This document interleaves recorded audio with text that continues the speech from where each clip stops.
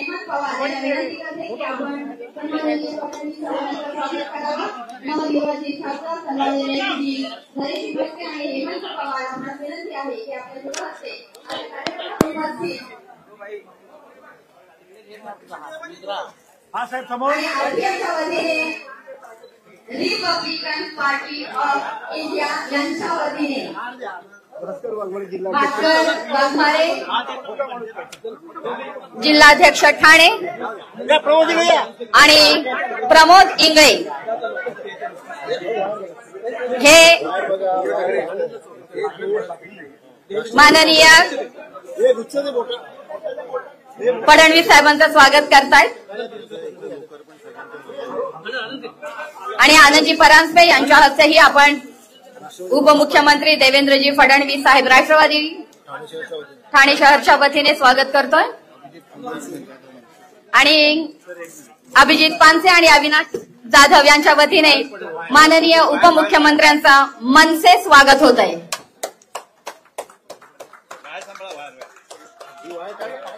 माननीय उपमुख्यमंत्री यांचं पुन्हा एकदा सर्वांच्या वतीने मनपूर्वक स्वागत करते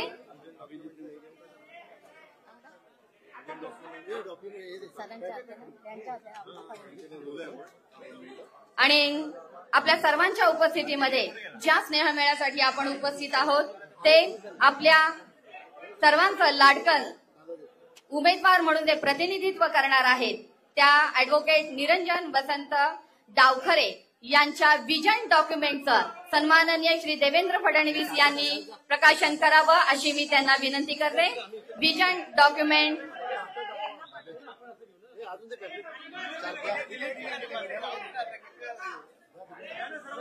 ऍडव्होकेट निरंजन वसंत डावखरे यांच्या विजन डॉक्युमेंटरीसह सन्माननीय उपमुख्यमंत्री देवेंद्रजी फडणवीस साहेब यांच्या हस्ते प्रकाशन होत आहे।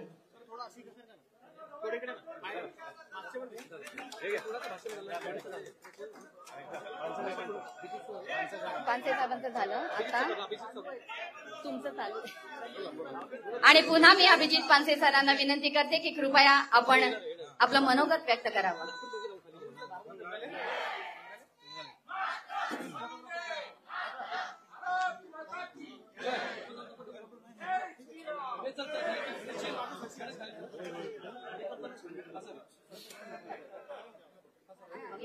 अशा वेळी देवेंद्रजी येण्याच्या आधी बरोबर त्याच वेळेला भाषण करण्याचं भाग्य लागतं ते माझ्याच पोटी आहे। बाकीच्या पुढच्या व्यक्तींना आता टेन्शन आहे किती भाषणं कट झाली आता मला बोलायला मिळणार नाही पण माझं अर्धवट झालंय मी बोलणार थोडा वेळ। फडणवीस साहेब तोच मी ज्यांनी माघार घेतली। एक मिनिट आता वाक्य बदलतो तोच मी ज्यांनी आनंदाने आणि प्रसन्नपणे माघार घेतली। देवेंद्रजींना देवाभाऊ का म्हणतात मला याचा आत्ता साक्षात्कार झाला। या महाराष्ट्रातला मोठा भाऊ निरंजनजी तुमच्या मागे देवासारखा उभा राहिला म्हणून तुम्ही प्रचंड मताधिक्याने निवडून येणार ते आहेच पण त्यांच्या मागे आमचा देव उभा राहिला आमचा देव मागे उभा राहिला आम्ही नुसतेच मागे उभे राहिलो पण हरकत नाही। काय विधान परिषद आहेत का पुढे असं नका बोलू तेव्हा माझ्या पाठीशी देवाभाऊ उभे राहतील हे माहितीये मला। असो अगदीच 2 मिनिटं घेतो खूप बघतेत। एवढं महायुतीचं प्रचंड मोठं स्टेज आहे ते मंत्रिमंडळ विस्तार कसा करतात तसा आता स्टेजचा विस्तार करायला पाहिजे कारण मगाशी सगळे बसले इथे आणि निरंजनजी आले आणि त्यांनाच खुर्ची नव्हती मग सवयीप्रमाणे मी सुटलो म्हटलं बसा तेवढ्यात आणून दिली कोणी पण निरंजनजी भाग्यवान आहात असं पाठीशी पाठबळ असणं हे फार कमी लोकांच्या नशिबी असतं। तुमचे वडील वसंतरावजी यांचा खूप मोठा इतिहास तशी एक बॅकग्राऊंड तुमच्या पाठीशी आहे आणि अशा घराण्यात जन्म झालाय तुमचा की राजकारणाचं बाळकडू तुम्हाला मिळवलं. त्यांनी जेवढे संबंध महाराष्ट्रात जपले याच्या कहाण्या आजही सांगितल्या जातात. आणि मला आनंद आहे, निरंजनजी माझे मित्र आहेत, त्यांनी सुद्धा आपल्या वडिलांचा वारसा पुढे चालवत तसेच संबंध जपण्याचा प्रयत्न केला. ते everything is fair in love and war सारखं जेव्हा लढायला उभा राहिलो तेव्हा लढायला उभा राहिलो. पण मगाशी मी बोलल्याप्रमाणे आमचा पक्ष आदेशावर चालतो आणि आम्ही अतिशय आनंदाने आणि काही आम्हाला पण परंतु किंतु सुद्धा येत नाही. साहेबांनी सांगितलं की आमचा विषय संपतो. त्याचं मूर्तिमंत उदाहरण अभिजित पानसेपेक्षा इथे बसलेला आहे आमचा अविनाश जाधव. त्याला एकदा सांगितलं की तो महाराष्ट्रात कुठल्याही कानाकोपऱ्यात जातो आणि तो जिल्हा हलवून टाकतो. युतीत आहे आम्ही, टाळ जरा जास्त वाजवा. त्यामुळे आम्ही आमच्याकडनं मनापासून आश्वासित करतो, फडणवीस साहेब तुमच्यासमोर महाराष्ट्र नवनिर्माण सेना ठाणे जिल्हा किंवा कोकण पदवीधर मी हिंडून आलो. आमचे ज्येष्ठ मित्रासारखे रवींद्र चव्हाण साहेब यांच्याशी आमचं बरं डिस्कशन झालं की काय प्रकारे ती स्ट्रॅटेजी करायला पाहिजे, कुठे कुठे कमी आहे, कुठे कुठे जास्त जायला पाहिजे. त्यानुसार सन्माननीय राजसाहेबांचा चरण स्पर्श करून मी अभिजित पानसे आणि अविनाश जाधव इथे वचन देतो की जेवढी तयारी आमच्याकडनं झालेली आहे ती सगळी मतं निरंजनजींच्या पारड्यात पडतील याच्याविषयी खात्री बाळगावी. आणि या सगळ्यात आतापर्यंत जितका रेकॉर्ड झाला नव्हता तो रेकॉर्ड निरंजन डावखरे करतील. आमची पूर्ण साथ आहे. आम्ही 24/7 26 तारखेपर्यंत तुमच्या बरोबर आहोतच. 1 जुलैला परत निवडून आल्यावर विजय मिळाव्याला आम्ही इथे पुन्हा येऊ. निरंजन, तुम्हाला मनापासून शुभेच्छा. धन्यवाद. आणि कोकण माफ करा भाजपाचे आमदार सन्माननीय श्री गणेशजी नाईक साहेब, आपणास विनंती करते की कृपया या निमित्ताने आम्हा सर्वांना आपण संबोधित करावं. सन्माननीय श्री गणेशजी नाईक.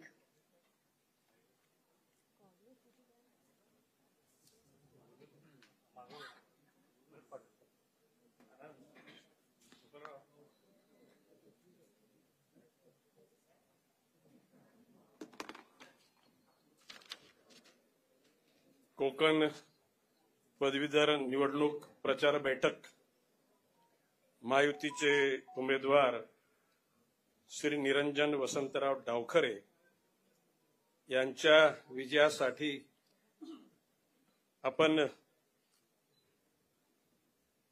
भेटलो असताना आपल्याला सर्वांना मार्गदर्शन करण्याकरता उपस्थित असलेले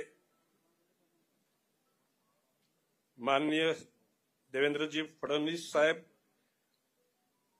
उपमुख्यमंत्री महाराष्ट्र राज्य, रवींद्रजी चव्हाण सार्वजनिक बांधकाम मंत्री, श्री नरेशजी मस्के खासदार ठाणे, माजी मंत्री श्री कपिलजी पाटील, एनसीपी चे उपाध्यक्ष श्री प्रमोद हिंदूराव, आमदार रमेशजी पाटील, आमदार रवींद्रजी फाटक, आमदार ज्ञानेश्वरजी म्हात्रे, आमदार मंद्रताई म्हात्रे, आमदार कुमार ऐलानी, आमदार श्रीमती गीता जैन, आमदार श्रीमती उमाताई खापरे, भाजपचे प्रमुख नेते जयप्रकाशजी ठाकूर, भाजपच्या चिटणीस माधवीताई नाईक, मनसेचे ठाणे जिल्ह्याचे नेते अविनाशजी जाधव. अरे पानसेना पाठीमागे ठेवलं तुम्ही लोकांनी. नाही आता जास्त वेळ मागे नाही राहणार तुम्ही. योग्य वेळी तुम्ही पुढे याल. आनंदजी परांजपे, अभिजीतजी पानसे, राजेंद्रजी गावित, भास्करजी वाघमारे, बाळासाहेब पाटील, संजयजी वाघुले, संदीपजी नाईक, किशोरजी शर्मा, गोपालराव लांडगे, हेमंतजी म्हात्रे, सागरजी नाईक, मीनाक्षीजी शिंदे आणि महायुतीचे आता आलेले माननीय आमदार प्रतापजी सरनाईक, उपस्थित सर्व बंधू भगिनी, खरं म्हणजे निरंजनजी डावखरे म्हटल्यानंतर मगाशी अभिजितजी पानसरे यांनी सांगितल्याप्रमाणे त्यांना वसंतराव डावखरेंचा वारसा आहे. वसंतराव डावखरे सर्व पक्षांमध्ये आपले ऋणानुबंध निर्माण करणारे व्यक्तिमत्व आणि त्यांच्या पावलावर पाऊल ठेवून निरंजननी सुद्धा तोच वसा घेण्याचं ठरवलेलं आहे. गेल्या 12 वर्षामध्ये विधान परिषदेमध्ये पदवीधरांचे शिक्षकांचे प्रश्न मांडलेच, परंतु काही लोकांना असं वाटतं शिक्षक मतदार संघाचा आमदार म्हणजे शिक्षकांचे प्रश्न पदवीधर, परंतु आमदार म्हटल्यानंतर तो चतुरस्र असतो. आमदाराला विधानसभा एकटी नसती. एकदा आमदार झाला की तो महाराष्ट्र राज्याचा आमदार होतो. तो कुठेही प्रश्न मांडू शकतो, कुठेही तो भेट देऊ शकतो. त्या अनुषंगानं निरंजन डावकर यांनी मच्छीमारांचे प्रश्न मांडले, सोडवले. शेतकऱ्यांचे प्रश्न मांडले, सोडवले. कामगारांच्या प्रश्नाकरता सुद्धा निरंजन डावखरे त्या ठिकाणी सरसावून उभे राहिले आणि त्यांना त्याच्यात यश मिळालं. आता यावेळेला एकूण ठाणे जिल्हा हा सगळ्यात मतदार असलेला जवळजवळ 33% मतदार ठाणे जिल्ह्यामध्ये आहेत. भविष्य काळामध्ये पालघर, ठाणे, रायगड, रत्नागिरी, सिंधुदुर्ग या संपूर्ण 5च्या 5 जिल्ह्यांची एकूण कामाची असलेली बाजू निरंजन डावखरे नेटानं मांडतील. एकूणच आनंद परांजपे यांनी मगाशी फार व्यवस्थित सूचना केलेल्या आहेत. म्हणजे एक कसा मांडावा, म्हणजे ते मराठी मांडलं तर ते 9 होतं, इंग्रजी मांडलं तर ते 7 होतं आणि त्याच्यामुळे ते मत बाद होतं. घडी करताना सुद्धा अशीच केली तर ती समोरची शाई लागली तर ती तिथंच उमटते, पण उलटी केली तर तो मत बाद होण्याची शक्यता असते. आता या गोष्टी पदवीधरांना कोणी सांगायची गरज नाही, परंतु कधी कधी छोट्या छोट्या चुका मोठ्या मोठ्या लोकांकडून होतात आणि या मोठ्या मोठ्या लोकांना कधी कधी प्रेमानं समजावून सांगण्याची गरज आहे. मला विश्वास आहे देवेंद्रजी फडणवीस यांच्या नेतृत्वाखाली ज्या पद्धतीनं आता माननीय मुख्यमंत्री एकनाथजी शिंदे आहेत, परंतु आमच्या दृष्टिकोनातून Devendraji Fadnavis he is our leader. म्हणजे मी तर ओपन बोलतो, म्हणजे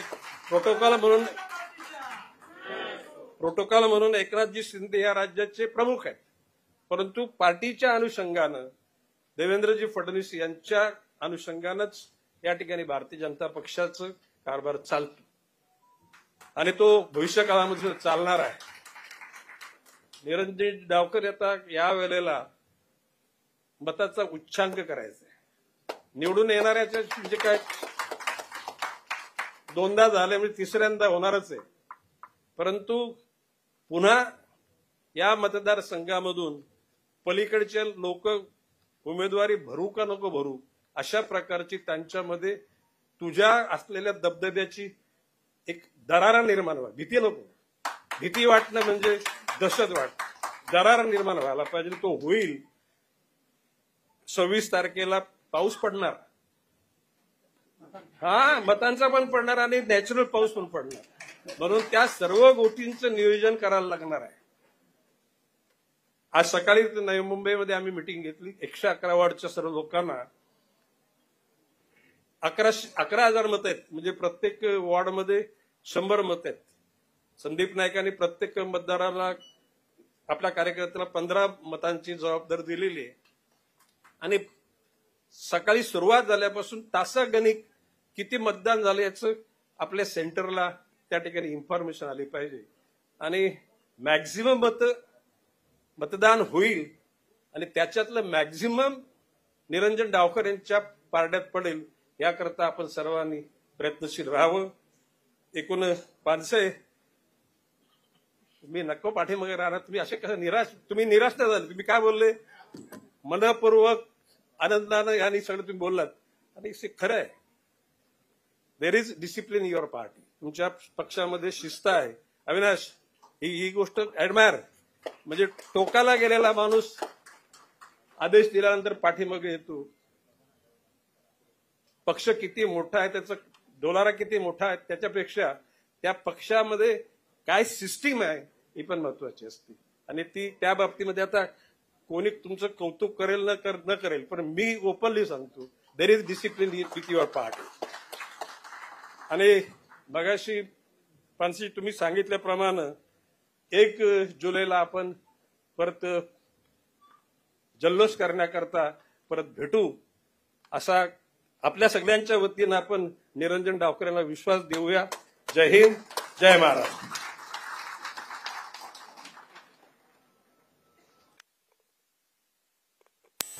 आपल्या सर्वांमध्ये उपस्थित आपला माणूस म्हणून ज्यांच्याकडे पाहता येतं असं सन्माननीय श्री नरेशजी मस्के साहेब, आपणास विनंती करते की या निमित्ताने आम्हा सर्वांना आपण संबोधित करावं.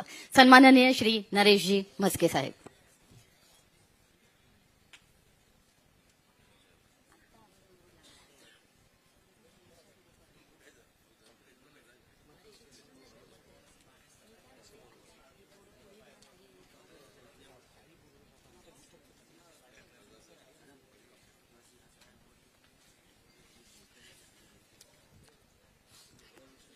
आपल्या सगळ्यांचा, मी लाडके म्हणणार नाही, आपल्या सगळ्यांचा लाडका निरंजन वसंत डावखरे यांच्या पदवीधर मतदारसंघाच्या शिवसेना, भाजप, मनसे, राष्ट्रवादी मित्रपक्ष युतीच्या सर्व पदाधिकारी आणि कार्यकर्त्यांच्या या नियोजनाच्या बैठकीकरता उपस्थित आपल्या सगळ्यांचे लाडके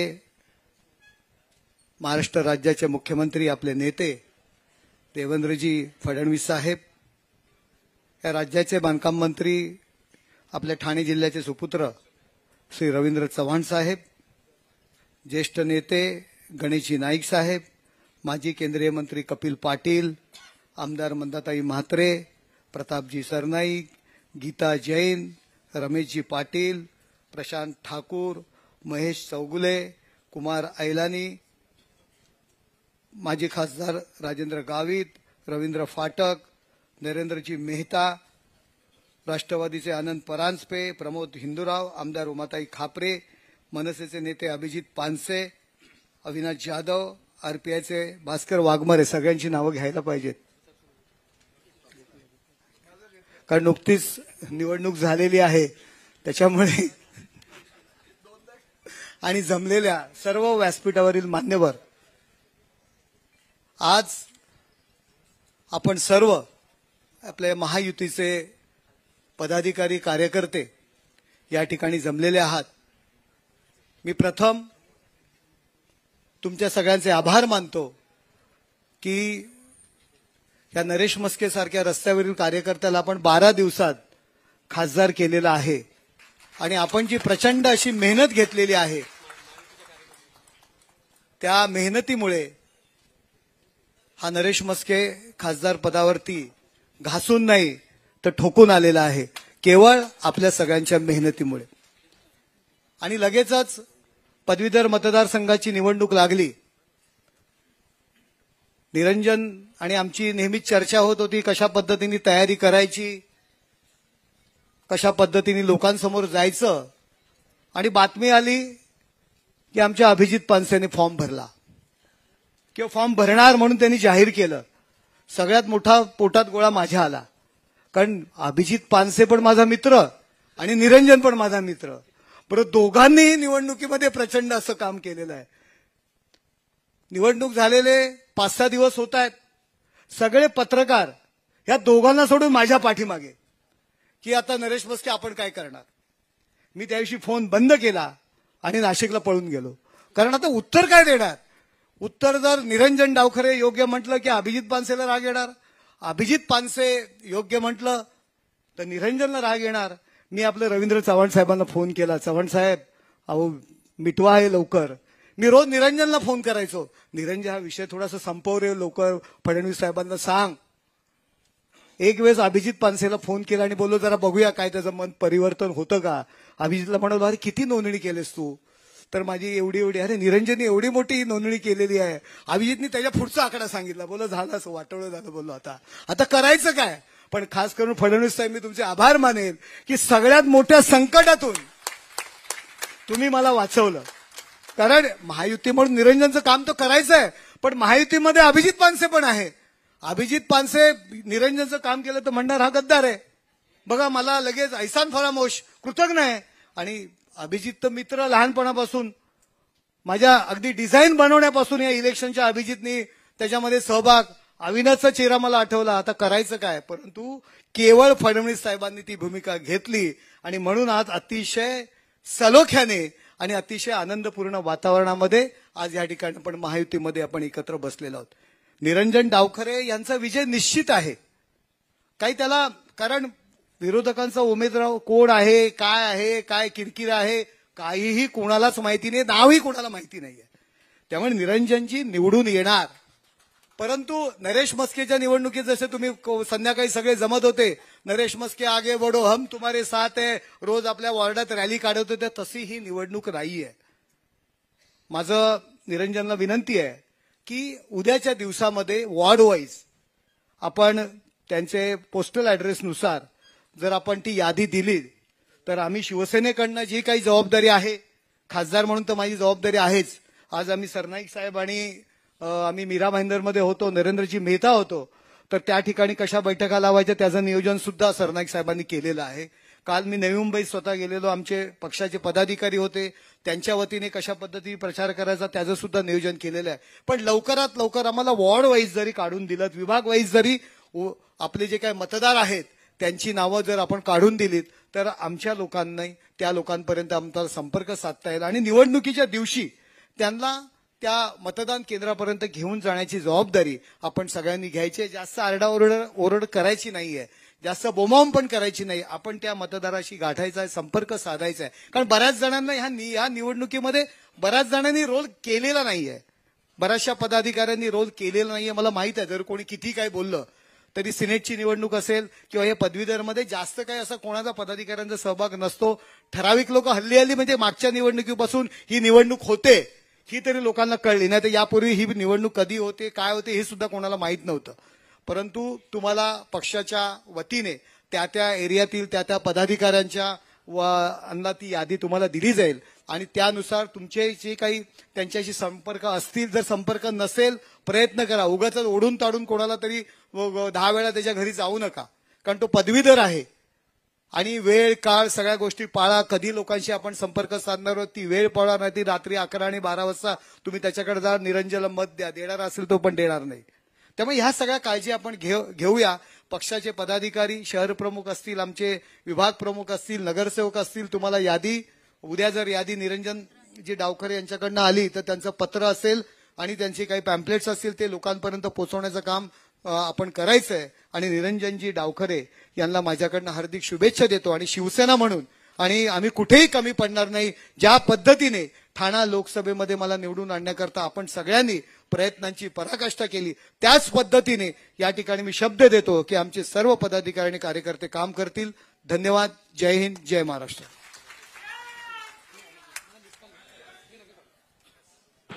धन्यवाद खासदार साहेब. आणि निरंजनजींचे सगळे डाव खरे व्हावेत म्हणून त्यांना पाठिंबा देणारी पत्र आज माननीय उपमुख्यमंत्री यांच्या उपस्थितीमध्ये आपण त्यांना देतोय. सर्वप्रथम मी आमंत्रित करते महाराष्ट्र इंग्लिश स्कूल ट्रस्टी असोसिएशनचे नरेश पवार आणि त्यांच्या कार्यकर्त्यांना की कृपया आपला पाठिंबा जाहीररित्या त्यांनी इथे निरंजनजींना द्यावा आणि आपल्या सर्वांच्या उपस्थितीमध्ये पाठिंब्याचं हे पत्र आपण निरंजनजींना देतोय. त्याबरोबर कोकण रेल्वे प्रवासी सेवा संघ रजिस्टरचे राजू कांबळे यांना तयार राहण्याची विनंती करते. कोकण रेल्वे प्रवासी सेवा संघ आणि आता मेस्ताचे नरेश पवार पाठिंब्याचं पत्र देत आहेत. कोकण रेल्वे प्रवासी सेवा संघाचे राजू कांबळे, कृपया आपण आपलं पाठिंब्याचं पत्र निरंजनजी डावखरे यांना सुपूर्द करावं.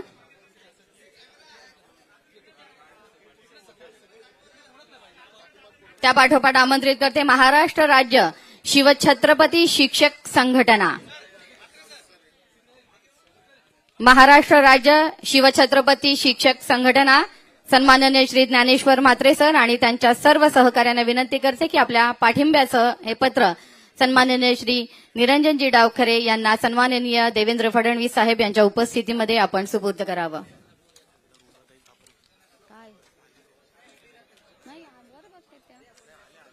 ठाणे जिल्हा मुख्याध्यापक संघ यांनाही विनंती करते की कृपया आपल्या पाठिंब्याचं पत्र आपण निरंजनजींना द्यावं. ठाणे जिल्हा मुख्याध्यापक संघ. त्या पाठोपाठ ठाणे जिल्हा कला अध्यापक संघ आपणासही विनंती करते की आपल्या पाठिंब्याचं पत्र आपण निरंजनजींना द्यावं. ठाणे जिल्हा कला अध्यापक संघ.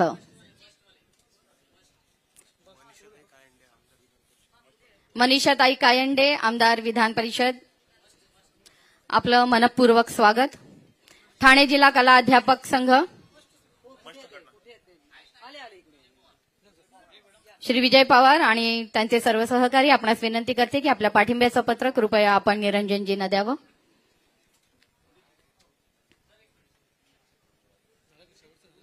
झालं.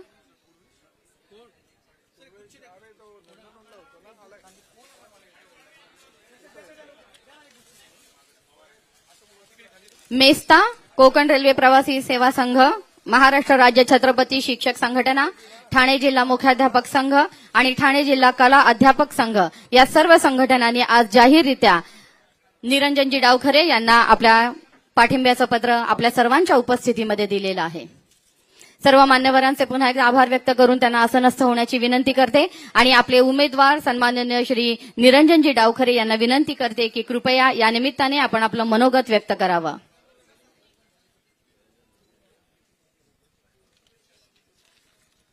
कोकण पदवीधर मतदारसंघाचे उमेदवार अॅडव्होकेट निरंजन वसंत डावखरे, आपणास विनंती आहे की कृपया आज आपण या निमित्ताने आपलं मनोगत व्यक्त करून उपस्थितांशी संवाद साधावा.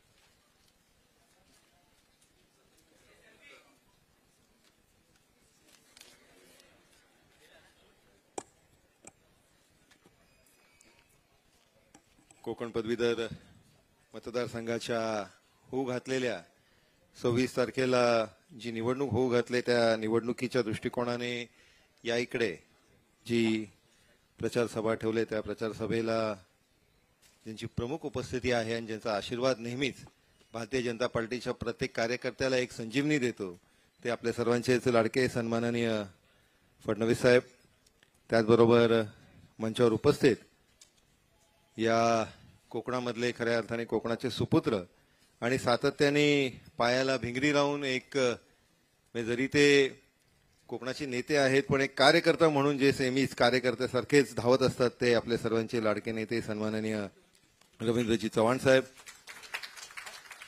माजी केंद्रीय मंत्री सन्माननीय कपिलजी पाटील साहेब, आपल्या सर्वांचेच लाडके दादा सन्माननीय गणेशजी नाईक साहेब, ठाण्याचे खासदार आणि ज्यांच्यावर सगळ्यांचं आपलंसं आपला माणूस म्हणून ज्यांची एक ओळख आहे ते सन्माननीय नरेशजी मस्के साहेब, मंचावर उपस्थित मंदाताई, माधवीताई, संदीपजी नाईक, गीताताई जैन, श्री रमेशजी पाटील, प्रताप सरनाईक साहेब, सन्माननीय फाटक साहेब, मंचावर उपस्थित सर्व मान्यवर, खऱ्या अर्थाने एक फार मोठी शक्ती आपल्या सगळ्यांची माझ्या मागे आशीर्वाद रूपी आहे. माननीय हिंदूराव साहेब आहेत.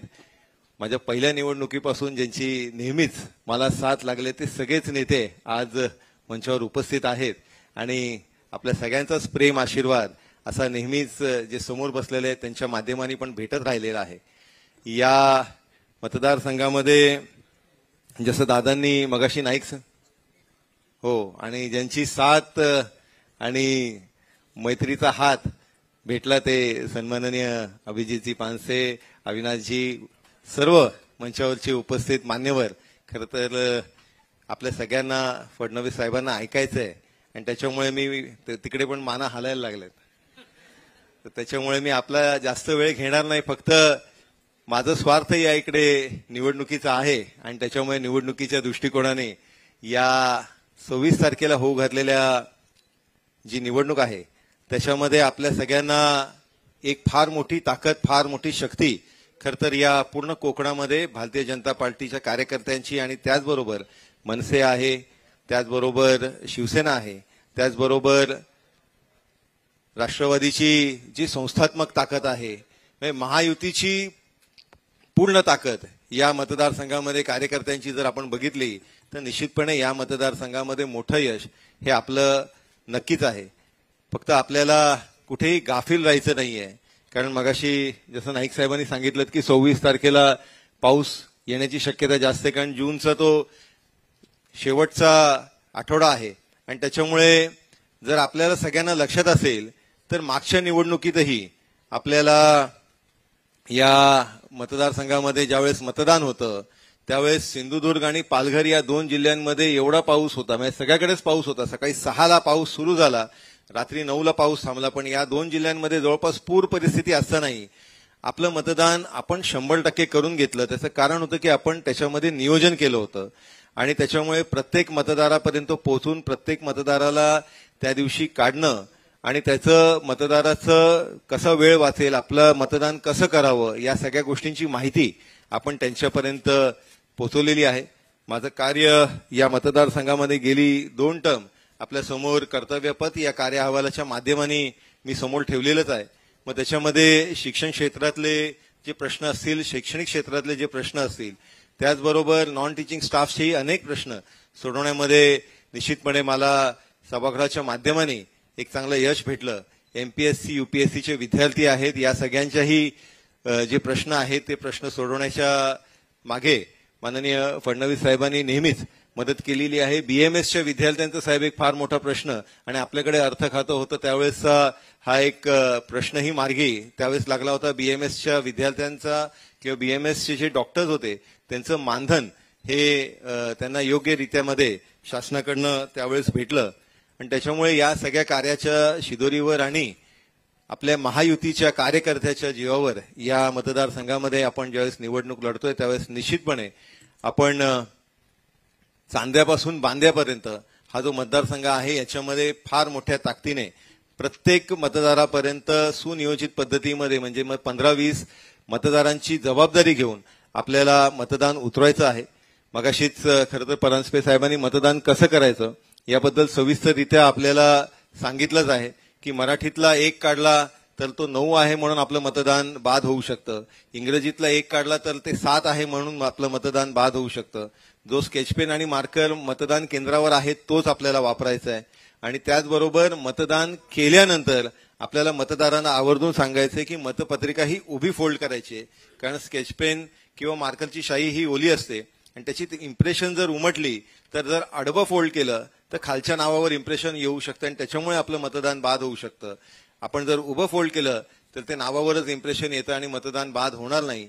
या सगळ्या गोष्टी आपल्याला पुन्हा पुन्हा मतदारांना सांगणं गरजेचं आहे, कारण आपण फार मेहनतीने एक एक मतदाराचं नियोजन करतोय आणि त्याला मतदान केंद्रावरती नेण्याचं आपल्या सगळ्यांचं जे नियोजन आहे त्याच्यामध्ये कुठलंही आपल्या हक्काचं मत बाद होता कामा नये या पद्धतीचं नियोजन आपल्या सगळ्यांच्या माध्यमाने होईल असा विश्वास मला आहे. येत्या 26 तारखेला डावखरे निरंजन वसंत असं नाव त्या बॅलेट पेपरवर आहे आणि डावखरे निरंजन वसंत या नावासमोर आपल्या माध्यमाने सर्व मतदारांना विनंती व्हावी की त्यांचं प्रथम पसंतीचं मत भेटून या मतदारसंघामध्ये महायुतीच्या उमेदवाराला म्हणजे मला मोठं यश भेटावं अशी विनंती करतो आणि थांबतो. धन्यवाद. जय हिंद.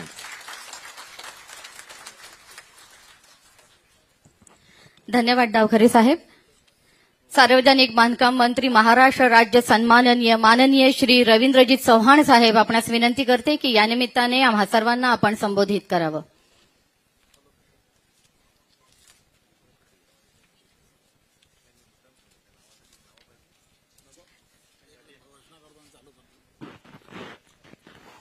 सर्वांना विनंती आहे सर्वांनी दोन्ही हात उंच करून आपण घोषणा द्यायच्या आहेत.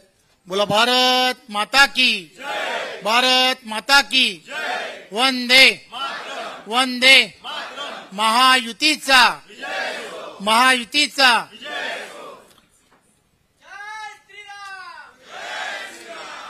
कोकण पदवीधर मतदारसंघाच्या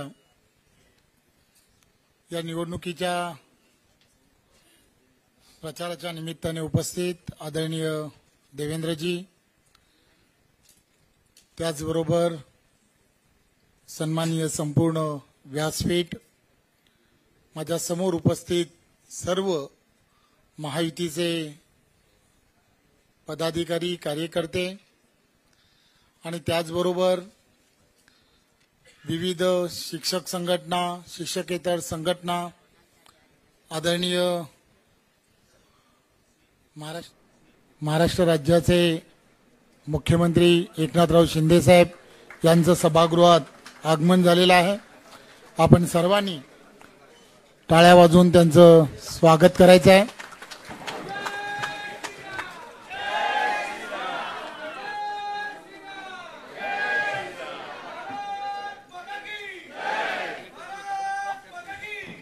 महाराष्ट्र राज्याचे सन्माननीय मुख्यमंत्री नामदार एकनाथजी शिंदे साहेबांचं आपल्या या मेळाव्यास आगमन झालेलं आहे.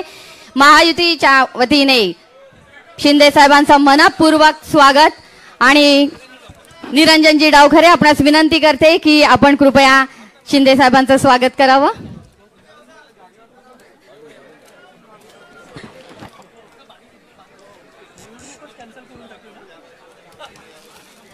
महाराष्ट्र राज्याचे सन्माननीय मुख्यमंत्री नामदार एकनाथजी शिंदे साहेब यांचं या मेळाव्यास आगमन झालेलं आहे. आपल्या सर्वांच्या वतीने उमेदवार श्री निरंजनजी डावखरे यांना विनंती करते की कृपया शाल आणि पुष्पगुच्छ देऊन साहेबांचं आपण स्वागत करावं. नामदार सन्माननीय श्री एकनाथजी शिंदे साहेब.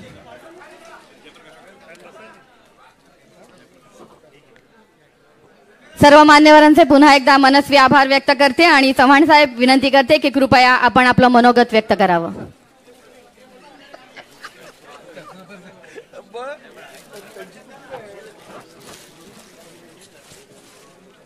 खरं तर आपण सर्वजण आदरणीय मुख्यमंत्री आणि उपमुख्यमंत्री साहेब यांचं मार्गदर्शन ऐकण्यासाठी या ठिकाणी उपस्थित आहात. परंतु या कोकण पदवीधर मतदारसंघाच्या संदर्भामध्ये थोडीशी अधिक माहिती कार्यकर्ता म्हणून आणि आपण सर्वजण ते जी प्रमुख भूमिका आपल्याला नोंदवायची आहे, त्यामुळे या सर्व गोष्टीची आपल्याला सर्वांना माहिती असणं अत्यंत गरजेचं आहे. कोकण पदवीधर मतदारसंघाच्या निवडणुकीमध्ये संपूर्ण पालघर पासून सिंधुदुर्ग जिल्ह्यापर्यंत असणारा हा संपूर्ण विधान परिषदेचा असणारा मतदारसंघ. पूर्वी या मतदारसंघामध्ये जे मतदान नोंदवलं जायचं ते मतदान अत्यंत कमी आणि अल्प असं मतदान असायचं. परंतु हायकोर्टाच्या काही निर्णयामुळे प्रत्येक निवडणुकीला नव्याने मतदान नोंदवावं अशा पद्धतीचा एक आदेश झाल्यानंतर तेव्हापासून म्हणजे गेल्या निवडणुकीपासून या मतदारसंघामध्ये होणारी नोंदणी ही मोठ्या प्रमाणामध्ये होताना तुम्हाला आम्हाला सर्वांना दिसते. यावेळेला तर यामध्ये अधिक भर पडलाय. ही फिजिकल पद्धतीने जी नोंदणी मोठ्या प्रमाणामध्ये कार्यकर्त्यांच्या माध्यमातून होत होती, आत्ता या निवडणुकीमध्ये फिजिकल नोंदणी तर झालीच आहे, परंतु त्याचबरोबर ऑनलाईन पद्धतीने सुद्धा मोठ्या प्रमाणामध्ये नोंदणीचे प्रक्रियेमध्ये त्यांना स्कोप असल्यामुळे ही संपूर्ण नोंदणी जवळजवळ 2,26,000पेक्षा जास्त नोंदणी ही पूर्णच्या पूर्ण 5 जिल्ह्यामध्ये झालेली आहे. या 5ही जिल्ह्यांमध्ये ठाणे जिल्ह्यामध्ये सर्वात जास्त म्हणजे 98,000पेक्षा जास्त नोंदणी ही ठाणे जिल्ह्यामध्ये मोठ्या प्रमाणामध्ये झालेली आहे. त्यामुळे एक गोष्ट लक्षात घेतली पाहिजे, ही निवडणूक तोच उमेदवार जिंकतो ज्या उमेदवाराबरोबर मोठ्या प्रमाणामध्ये कार्यकर्त्यांची असणारी फौज असते, तोच उमेदवार या निवडणुकीमध्ये यशापर्यंत जातो. कारण या निवडणुकीची प्रक्रिया एकदम वेगळी आहे. बॅलेट पेपरच्या माध्यमातून ही निवडणूक होत असल्यामुळे निवडणूक प्रक्रिया कशी असते, मतदान कसं करावं, या सगळ्या गोष्टी मतदारांपर्यंत प्रत्यक्षपणे जाऊन सांगणं, त्या प्रक्रियेमध्ये त्यांनी कसा भाग घ्यायचा आहे हे त्यांना समजून सांगणं, या सगळ्या गोष्टी कार्यकर्त्यांनी जाऊन करणं अत्यंत गरजेचं आहे. आणि म्हणून कार्यकर्त्यांनी सर्वांनी या निवडणुकीमध्ये नक्की काय करावं, तर या सर्व कार्यकर्त्यांनी, सर्व पक्षातील असणाऱ्या कार्यकर्त्यांनी, महायुतीच्या असणाऱ्या कार्यकर्त्यांनी ज्यांनी ज्यांनी मतदार नोंदणी नोंदवली आहे, त्यांचा त्या मतदारावरती प्रत्यक्षपणे प्रभाव आहे, त्या सर्व मतदारांना मतदान केंद्रापर्यंत ॲडव्होकेट निरंजन डावखरे यांच्या नावाच्या समोर असणाऱ्या चौकोनामध्ये सिंगल लाईन ही मतदान म्हणून करण्यासाठी आपण त्यांना सांगणं हे गरजेचं आहे. आपल्यापैकी असणारे प्रत्येक जण ज्यांनी या मतदान नोंदणीमध्ये प्रक्रियेमध्ये भाग घेतलाय, त्यांनी या सगळ्या नोंदणीमध्ये आपण आपले मतदार हे मतदान केंद्रापर्यंत कसे जातील याची सगळ्याची नोंद घेणं हे अत्यंत गरजेचं आहे. त्याचबरोबर महायुतीच्या सर्व कार्यकर्त्यांनी त्यांच्या त्यांच्या भागांमध्ये, त्यांच्या त्यांच्या वार्डांमध्ये त्या त्या ठिकाणी असणारं मतदान जे आहे, कमीत कमी एकेका कार्यकर्त्यांनी, एकेका पदाधिकाऱ्यांनी 15 ते 20 मतांची जबाबदारी ही त्यांच्याबरोबर असणाऱ्या कार्यकर्त्यांबरोबर घेणं हे अत्यंत गरजेचं आहे. कारण एकच मतदान केंद्र आहे, पावसाची वेळ आहे, 26 जून ही तारीख आहे. त्यामुळे या सर्व मतदारांना घरातून मतदान केंद्रापर्यंत नेणं, मतदान सकाळी जेव्हा सुरू होणार आहे, संध्याकाळी 6 वाजेपर्यंत मतदान आहे, आपण आपल्याला दिलेल्या जबाबदारीतील 15 ते 20 मतदार जे आहेत, हे मतदान करतायत की नाही किंवा करण्यासाठी त्यांना आपण घेऊन जाणं हे अत्यंत गरजेचं आहे.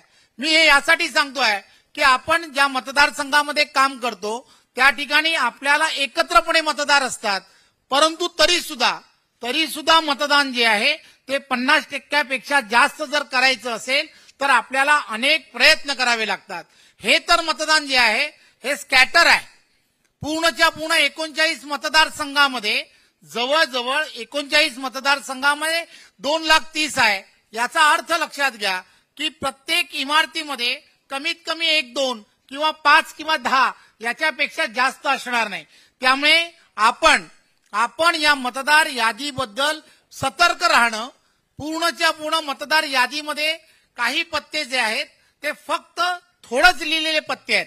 म्हणजे त्याच्यामध्ये उदाहरणार्थ नवापाडा लिहिलेलाच फक्त तेवढंच नाव असू शकतं, नवापाडा ठाणे. तर आपल्याला सर्व कार्यकर्त्यांना तिथले असणारे मतदार जे आहेत त्यांची थोडीशी ओळख असते. त्यामुळे प्रत्येकाने स्वतःचे एफर्ट्स यामध्ये घालणं अत्यंत गरजेचं आहे. प्रत्येक मतदाराला ओळखणं आणि त्या मतदाराला मतदान केंद्रापर्यंत नेणं हे अत्यंत गरजेचं आहे. माझ्या अगोदर आणि आपल्याला सर्वांना ज्यांना ज्यांना या निवडणुकीची प्रक्रिया माहीत आहे त्यांना याची उजळणी होईल, परंतु ही मतदान प्रक्रिया समजून घेणं हे अत्यंत गरजेचं आहे. यामध्ये मतदान करत असताना मतदान कसं करावं हे आपण समजून घेणं अत्यंत गरजेचं आहे. हे बॅलेट पेपरवरचं मतदान आहे. त्यामुळे एक गोष्ट लक्षात घेतली पाहिजे की आपण आपल्या मतदाराला वारंवार हे सांगणं अत्यंत गरजेचं आहे की आपण आपल्या खिशातील पेन किंवा आपल्या पर्समधला पेन हा वापरायचा नाहीये. आपण आपल्याला त्या मतदान केंद्रामध्ये जो पेन असेल, जो मार्कर असेल, जो स्केच पेन दिला असेल त्यानेच आपल्याला त्या मतपत्रिकेवरती ॲडव्होकेट निरंजन डावखरे यांच्या समोर सिंगल लाईन एवढंच, वरची लाईन, खालची लाईन, आजूबाजूची कोणतीही नाही, चौकोन जो दिलेला आहे त्या चौकोनाच्या आतमध्ये कोणत्याही लाईनला टच न करता ती सिंगल लाईन जी आहे ती सिंगल लाईन फक्त करायची आहे हे आपण सांगितलं पाहिजे. हे यासाठी सांगितलं पाहिजे की गेली वर्षानुवर्ष ज्यावेळेला मतमोजणीसाठी आम्ही जातो, हे सर्वच्या सर्व मतदार जरी सुशिक्षित असले तरी सुद्धा झालेल्या मतदानाच्या 5 ते 10% मतदान हे इनव्हॅलिड होतं, चुकलेलं असतं. मतपत्रिकेमध्ये हे काय होतं, कशासाठी होतं, तर त्याची कारणं काय असतात. तर मतपत्रिकेवरती कुठेतरी आपण याच्या व्यतिरिक्त कुठेतरी मार्क करतो, कुठेतरी आपल्याला वाटतं म्हणून आपली साईन करतो, कुठेतरी आपल्याला वाटतं म्हणून आपण त्याच्यावरती मोबाईल नंबर लिहितो, काहीतरी सांकेतिक खूण करतो, स्टार काढतो, काहीतरी करतो. हे करायचं नाहीये. आपण त्याच्यावरती फक्त सिंगल लाईन जी आहे तेवढीच आपण सर्वांनी करायची आहे. मतपत्रिकेमध्ये चुकण्याची जी कारणं आहेत ती कारणं वेगवेगळी असू शकतात. आपण आपल्या मतदार जो आहे त्याची ग्रेडिंग करणं अत्यंत गरजेचं आहे. ग्रेडिंग कासाठी करायला हवी. आपल्याला जे मतदान मिळणार आहे त्याला ए करायला पाहिजे, जे कदाचित मिळू शकतो त्याला बी करायला हवा, आणि जे मतदान आपल्याला मिळणारच नाही त्याच्याबद्दल विचारच करायचा नाही, त्याला सी काढून त्याच्याकडे जायचं सुद्धा नाहीये, त्याला मतदान केंद्रापर्यंत आणण्याचा कोणताही आग्रह आपण करायचा नाहीये. याचं सगळ्याचं नियोजन तुम्हाला आम्हाला सर्वांना करायला हवं. हे मतदान करत असताना सकाळपासून मतदान केंद्रामध्ये आपण काय करायला हवं. मतदान ज्या ठिकाणी बूथ आहे त्या बूथवरच्या असणाऱ्या सर्व कार्यकर्त्यांनी, प्रमुख कार्यकर्त्यांनी याची नोंद घेतली पाहिजे की जो मतदार मतदान केंद्रामध्ये जातोय, जी महिला असेल तर महिलेला कुणालाही त्या आतमध्ये जात असताना तिने पर्स घेऊन जाता कामा नये, तिने मोबाईल हातात घेऊन जाता कामा नये. फक्त जाताना फोटो आयडेंटिटी तिच्या बरोबर असला पाहिजे, किंवा मतदार जो आहे त्या मतदार पुरुष असेल तर तो पुरुष मतदार असेल तर त्याच्या खिशाला जर पेन असेल, मोबाईल हातात असेल तर हे सगळंच्या सगळं त्याच्याकडून काढून घेतलं पाहिजे. का काढून घेतलं पाहिजे तर खिशातून असणारा पेन, रोज वापरातला असणारा पेन, त्याच्यानेच आपल्याला लिहिण्याची सवय असते, आणि ती सवय असल्यामुळे आपण आपल्या मतपत्रिका जी आहे त्या मतपत्रिकेवरती त्याच पेनने लिहितो आणि त्यामुळे ती मतपत्रिका बाद होते. आतमधल्याच असणाऱ्या पेनने किंवा मार्करने जो देणार आहे त्यांनीच आपल्याला मतपत्रिकेच्या समोर ऍडव्होकेट निरंजन डावकरे यांच्या समोर आपल्याला ज्या चौकोन आहे त्या चौकोनामध्ये सिंगल लाईन करणं गरजेचं आहे. ही मतपत्रिकेमध्ये चूक कधी होते तर आपण आपल्या मतदारापर्यंत 2दा-3दा गेलं पाहिजे. आपल्या मतदाराला शक्यतो चूक कधी होते तर चूक त्यावेळेलाच होते की ज्या वेळेला आपल्यासारख्या काही मतदार असतात की ज्यांच्याकडे चष्मा असतो, त्यांना लांबचं आणि दूरचं असं दोन्ही बाजूचे कोणते ना कोणतरी चष्मे असतात, आणि मग घाईघाईमध्ये कदाचित तो चष्मा लावत नाही. त्याने चष्मा न लावल्यामुळे तो नंतर मग मतदान केंद्रामध्ये ज्यावेळेला जातो, आता मी आलोच आहे म्हणून मी करून टाकतो, परंतु जो चौकोन जो आहे तो अत्यंत लहान चौकोन असतो. तो लहान चौकोन असल्यामुळे तो सिंगल लाईन तर काढतोच, परंतु ती सिंगल लाईन वरच्या लाईनला किंवा वरच्या असणाऱ्या समासामध्ये किंवा खालच्या असणाऱ्या समासामध्ये कुठेतरी जॉईंट होते, आणि म्हणून आपली ती मतपत्रिका इनव्हॅलिड होते. त्यामुळे या सगळ्या गोष्टी आपण पाळायच्या आहेत. दुसरं आणि महत्वाचं काय तर लक्षात घेतलं पाहिजे की आपल्या बरोबर असणारा मतदार जो आहे त्या मतदाराला वारंवार सांगितलं पाहिजे की तुम्ही जाताना कुठेही मतदान केंद्रावरती मतदान करताना चहा नाश्ता आपण घरातून करून जायचा आहे. आपण हे सांगितलं यासाठी पाहिजे, घरात त्याला सांगितलं पाहिजे आपल्याला जर गोळ्या घ्यायच्या असतील, डायबिटीस असेल, गोळ्या घ्यायच्या असतील तर गोळ्या सुद्धा खाऊन गेलं पाहिजे. याचं कारण असं आहे की मतदान केंद्र हे जवळजवळ तालुका लेवलवरती असणारं मतदान केंद्र आहे.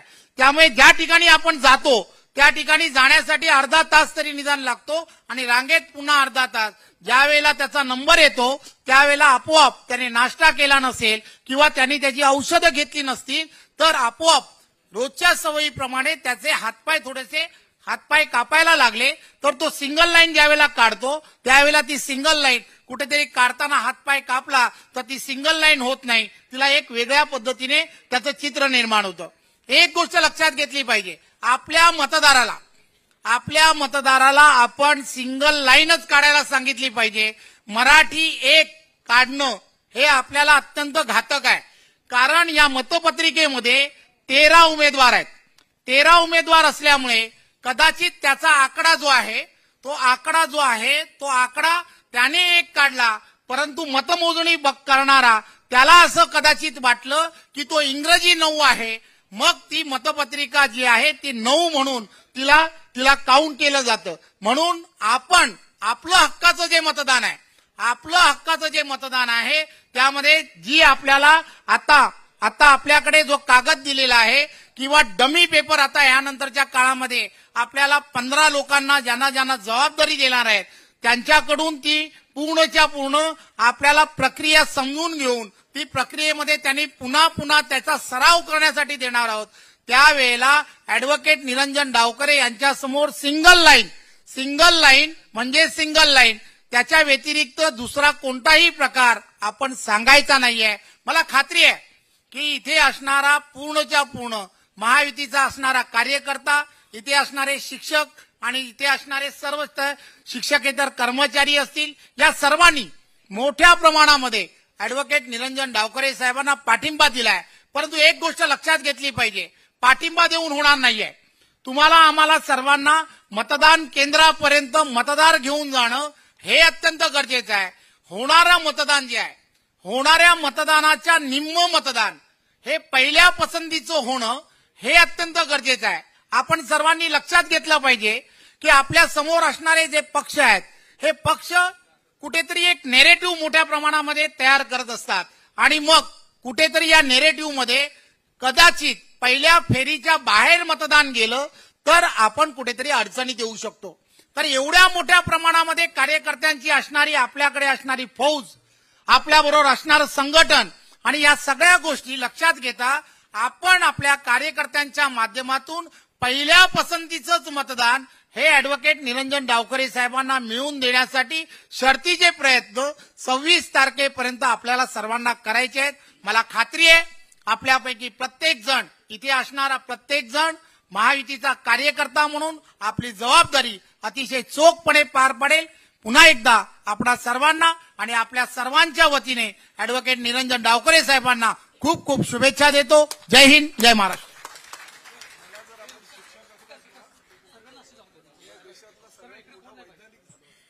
धन्यवाद चव्हाण साहेब. मतदान प्रक्रियेतले अतिशय बारकावे, अतिशय नेटकेपणाने त्याने मांडले. मंडळी, 4 जूनला लोकशाहीच्या एका मोठ्या उत्सवाचा निकाल आपण पाहिला. ज्या वेळेला विजयोत्सव साजरा केला जातो तेव्हा विजयाचं श्रेय घेण्यासाठी पडद्यासमोर ते काय पडद्या मागच्यांमध्ये सुद्धा चढाओढ लागलेली असते. पण ज्या वेळेला अपयश पदरी पडतं तेव्हा त्या अपयशाची जबाबदारी तितक्याच संयंतपणे स्वीकारण्यासाठी सिंहाचं काळीज लागतं. आणि असंच सिंहाचं काळीज लाभलेले आपल्या महाराष्ट्राचे उपमुख्यमंत्री सन्माननीय देवेंद्रजी फडणवीस साहेब यांना मी सन्मानपूर्वक आमंत्रित करते आपल्या संबोधनासाठी.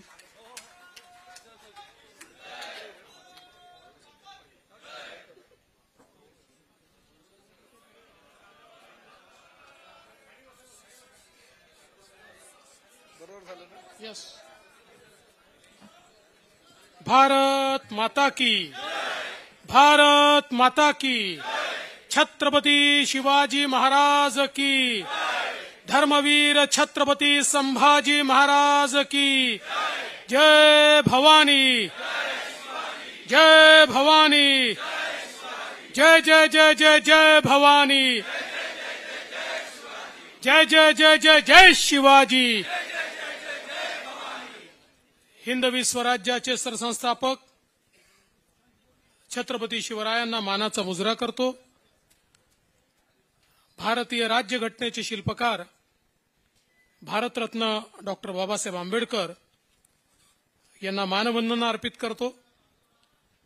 आजच्या आपल्या विजय संकल्प मेळाव्यामध्ये आपल्याला मार्गदर्शन करण्याकरता उपस्थित झालेले आपल्या सर्वांचे लाडके नेते आणि महाराष्ट्राचे धडाडीचे मुख्यमंत्री आणि ठाण्याचे सुपुत्र माननीय एकनाथराव शिंदेजी, आपले मंत्री रवींद्र चव्हाणजी, सन्मान्य गणेश नाईकजी, सन्मान्य नवनिर्वाचित खासदार नरेश मस्केजी, आपले लोकप्रिय उमेदवार, तरुण तडफदार, हसतमुख आणि सर्वांशी अत्यंत प्रेमाने वागणारे अशी निरंजन डावखरेजी, हेमंत सवराजी, कपिल पाटीलजी, प्रशांत ठाकूरजी, प्रताप सरनाईकजी, मनीषाताई कायंदे, माधवीताई नाईक, अविनाशजी जाधव, अभिजितजी पानसे, मंदाताई म्हात्रे, प्रमोदजी हिंदूराव, किशोरजी शर्मा, संजयजी वाघोले, गोपालजी लांडगे, भास्करजी वाघमारे, संदीपजी नाईक, नरेंद्रजी मेहता, गीताताई जैन, ज्ञानेश्वरजी म्हात्रे, रमेशजी पाटील, रवींद्रजी फाटक, आनंदजी परांजपे, उमाताई खापरे, कुमार ऐलानीजी, राजेंद्र गावितजी, मंचावरील सर्व मान्यवर, कोणाचं नाव सुटलं असेल तर क्षमा मागतो. आणि या ठिकाणी अच्छा एक दुसरी लिस्ट आहे माझ्याकडे. आमदार महेशजी चौगुले, हेमंतजी म्हात्रे, जयप्रकाशजी ठाकूर, हेमंतजी पवार, अविनाशजी कोळी, हर्षलजी पाटील, संदीपजी लेले, मधुकरराव मोपे, मीनाक्षीताई शिंदे, नानाजी सूर्यवंशी, वंदनाताई गोतपगार, प्रमोदजी इंगळे, मनीषा कर्लाद, महेंद्र पाटील, समीक्षाताई मारकड, भरत राजपूत. आता जर कोणाचं नाव सुटलं असेल तर आता यादी तयार करणाऱ्याची चूक आहे, ती माझी आता चूक नाही आहे. आणि उपस्थित सर्व माझ्या कार्यकर्ता भगिनी आणि बंधूंनो, सर्वप्रथम मी आपल्या सर्वांचं मनपूर्वक अभिनंदन करतो की लोकसभेच्या निवडणुकीमध्ये ठाणे जिल्ह्यात आणि कोकण विभागात आपल्या महायुतीला तुमच्या सगळ्यांच्या आशीर्वादानं प्रचंड यश प्राप्त झालं. काही लोकांनी अशी गर्जना केली होती की आम्ही महायुतीला तडीपार करू, कोकणाने त्यांना कोकणातनं तडीपार केलं. आणि या ठिकाणी कोकणातल्या 6.5 जागांपैकी 6.5 म्हणजे मावळची जागा थोडी कोकणात येते म्हणून 5.5 जागा या महायुतीच्या निवडून आल्या. एक केवळ भिवंडीची जागा येऊ शकली नाही. ती काय येऊ शकली नाही हे आपल्याला सगळ्यांना त्याची कल्पना आहे. भिवंडीत काय घडलंय, जे मुंबऱ्यात घडलं तेच भिवंडीत घडलं. पण ठीक आहे, ते देखील आपण सुधारू, काही अडचण नाही आहे. पण त्याच्या व्यतिरिक्त प्रचंड अशा प्रकारची यश हे कोकणाने आपल्याला दिलं आणि तुमच्या सगळ्यांच्या मेहनतीतून हे यश आपल्याला या ठिकाणी साकारता आलं, आपल्या मुख्यमंत्र्यांच्या नेतृत्वात साकारता आलं. त्याबद्दल मला अतिशय आनंद आहे. आणि आता त्याच्या पाठोपाठ कोकण पदवीधर मतदारसंघाची निवडणूक ही आपल्या समोर या ठिकाणी आलेली आहे. आणि मला विश्वास आहे की पुन्हा एकदा कोकणाचा आशीर्वाद हा निश्चितपणे आपल्या महायुतीलाच या ठिकाणी प्राप्त होणार आहे. मी सर्वात पहिल्यांदा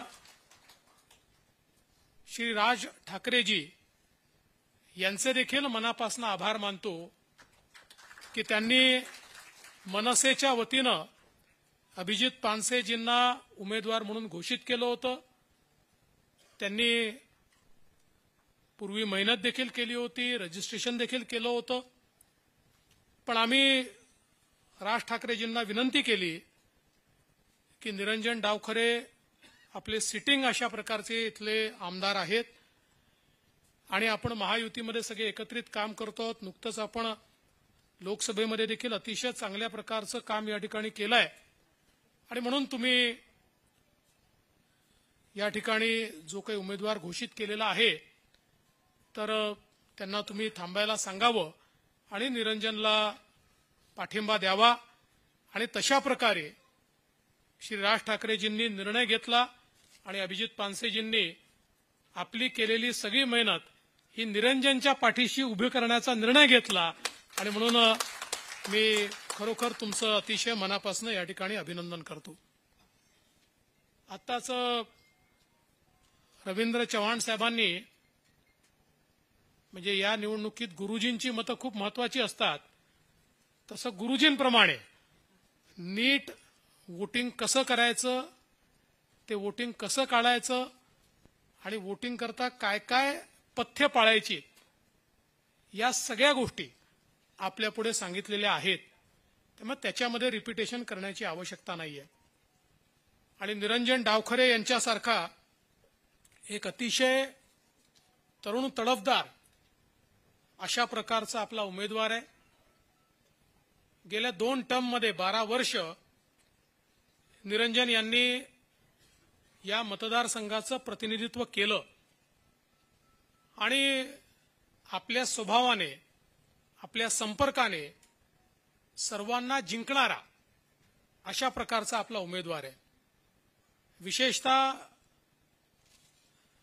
ज्या प्रकारे ते आपलं संपर्क सगळीकडे ठेवतात हे अत्यंत महत्वाचं आहे. कारण हा मतदारसंघ अत्यंत मोठा आहे. या ठिकाणी अख्खं कोकण त्याच्यामध्ये येतं.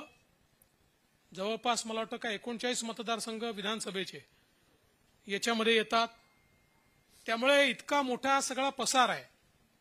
पण तरी देखील विधान परिषदेमध्ये पदवीधरांचे प्रश्न तर त्यांनी मांडलेच, पण जनसामान्यांचे जे प्रश्न होते ते प्रश्न देखील अत्यंत पोटतिडकीने त्यांनी मांडले आणि सभागृहातला परफॉर्मन्स देखील त्यांचा हा अतिशय चांगला राहिलेला आहे. विधान परिषदेतला एक अतिशय जागरूक आणि ऍक्टिव्ह आमदार म्हणून त्यांच्याकडे त्या ठिकाणी पाहिलं जातं. त्यांनी ग्रंथपालांच्या नोकरीचा विषय असेल त्याचा संघर्ष करून त्यांना कायम करण्याचं काम केलं. प्रयोगशाळा सहाय्यकांचा विषय त्यांनी सोडवला. डिजिटल शाळांचा उपक्रम तर 5ही जिल्ह्यांमध्ये अतिशय चांगल्या प्रकारे त्यांनी त्या ठिकाणी राबवला. नीट आणि जेईईच्या परीक्षांसाठी आमच्या तरुणांना मोफत मार्गदर्शनाचा ॲप हा निरंजन यांनी त्या ठिकाणी लोकांपर्यंत पोहोचवला. रोबोटिक कोडिंग, आर्टिफिशियल इंटेलिजन्स यांच्या सोलर ऑपरेटेड प्रयोगशाळा या आधुनिक तंत्रज्ञान आमच्या विद्यार्थ्यांपर्यंत पोहोचलं पाहिजे या दृष्टीनं त्या मंजूर करून घेतल्या आणि लवकरच त्या आता वेगवेगळ्या ठिकाणी कार्यरत होणार आहेत. एमपीएससीच्या विद्यार्थ्यांचे जे प्रश्न होते त्या प्रश्नावरही वेळोवेळी लोकाभिमुख भूमिका घेऊन माननीय मुख्यमंत्री साहेब असतील, आम्ही सगळे असू, आमच्यापर्यंत पोहोचून एमपीएससीच्या विद्यार्थ्यांचे प्रश्न देखील त्यांनी या ठिकाणी सोडवले. आणि शिक्षक कर्मचारी असतील, शिक्षकेतर कर्मचारी असतील किंवा क्रीडा आणि आरोग्याचं क्षेत्र असेल, असं कुठलं क्षेत्र नाही की ज्या क्षेत्रामध्ये त्यांनी उत्तम काम केलेलं नाही. आणि म्हणून मला असं वाटतं की निश्चितपणे एक अतिशय चांगला उमेदवार या निमित्ताने महायुतीने दिलाय. आणि महायुतीचे सर्व घटक पक्ष जे आहेत, भाजप असेल, शिवसेना असेल, मनसे असेल, रिपाई असेल आणि इतर आपले जे सगळे मित्र असतील, या सगळ्यांचे कार्यकर्ते हे त्या ठिकाणी निश्चितपणे कामी लागले आहेत. पण ही गोष्ट देखील तेवढीच खरी आहे की ही निवडणूक ही प्रचाराच्या निवडणुकीपेक्षा नियोजनाची निवडणूक आहे. कारण इथे वेगवेगळे जे आपले मतदार आहेत हे कुठे गठ्ठ्याने आपल्याला सापडत नाहीत. काही ऑफिसेसमध्ये सापडतात, काही शाळा कॉलेजेसमध्ये सापडतात, पण ओव्हरऑल हे वेगवेगळे स्कॅटर्ड पद्धतीनं आपल्याला मतदार या ठिकाणी पाहायला मिळतात. आणि म्हणून त्या प्रत्येक मतदारांपर्यंत पोहोचणं आणि त्यांना पोलिंग बूथपर्यंत पोहोचवणं या 2 गोष्टी अत्यंत महत्वाच्या आहेत. जो मॅनिफेस्टो या ठिकाणी किंवा जे परिचय पत्रक तयार केलं आहे ते प्रत्येक मतदारापर्यंत पोहोचलं पाहिजे. याच्यामध्ये काही आपल्याला प्रचार फेऱ्या करायच्या नाही आहेत, याच्यामध्ये रॅली काढायची नाही आहे, याच्यामध्ये काही खूप सभा आपल्याला घ्यायच्या नाही आहेत. तर हे मॅन टू मॅन आणि हार्ट टू हार्ट अशा प्रकारच्या प्रचाराच्या माध्यमातून आपल्याला या ठिकाणी खऱ्या अर्थानं ही निवडणूक लढवायची आहे. आणि यावेळी तर मला असं वाटतं की आपण जे काही रजिस्ट्रेशन बघतोय, जवळपास 2.25 लाखाचं रजिस्ट्रेशन या ठिकाणी झालेलं आहे. आणि त्यातलं जवळपास 1 लाख म्हणजे 98,000, 98,500, 99,000 जवळपास मतदार जे काही मतदार आहेत ते एकट्या ठाणे जिल्ह्यातले आहेत. त्यामुळे ठाणे जिल्ह्यावर सगळ्यात जास्त याची जबाबदारी आहे. आणि जर आपण त्याच्यासोबत रायगड जोडून दिला तर जवळपास 2,23,000पैकी 1.5 लाख मतदार हे ठाणे आणि रायगड मधले आहेत.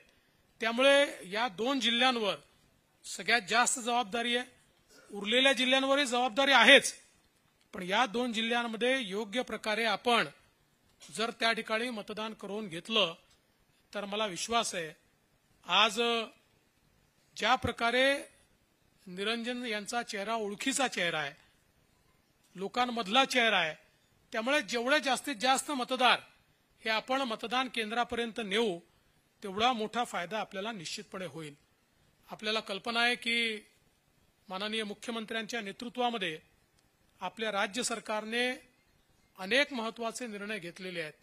शिक्षक कर्मचाऱ्यांकरता, इतर कर्मचाऱ्यांकरता, कारण ते मोठ्या प्रमाणात या निवडणुकीमध्ये वोटर आहेत.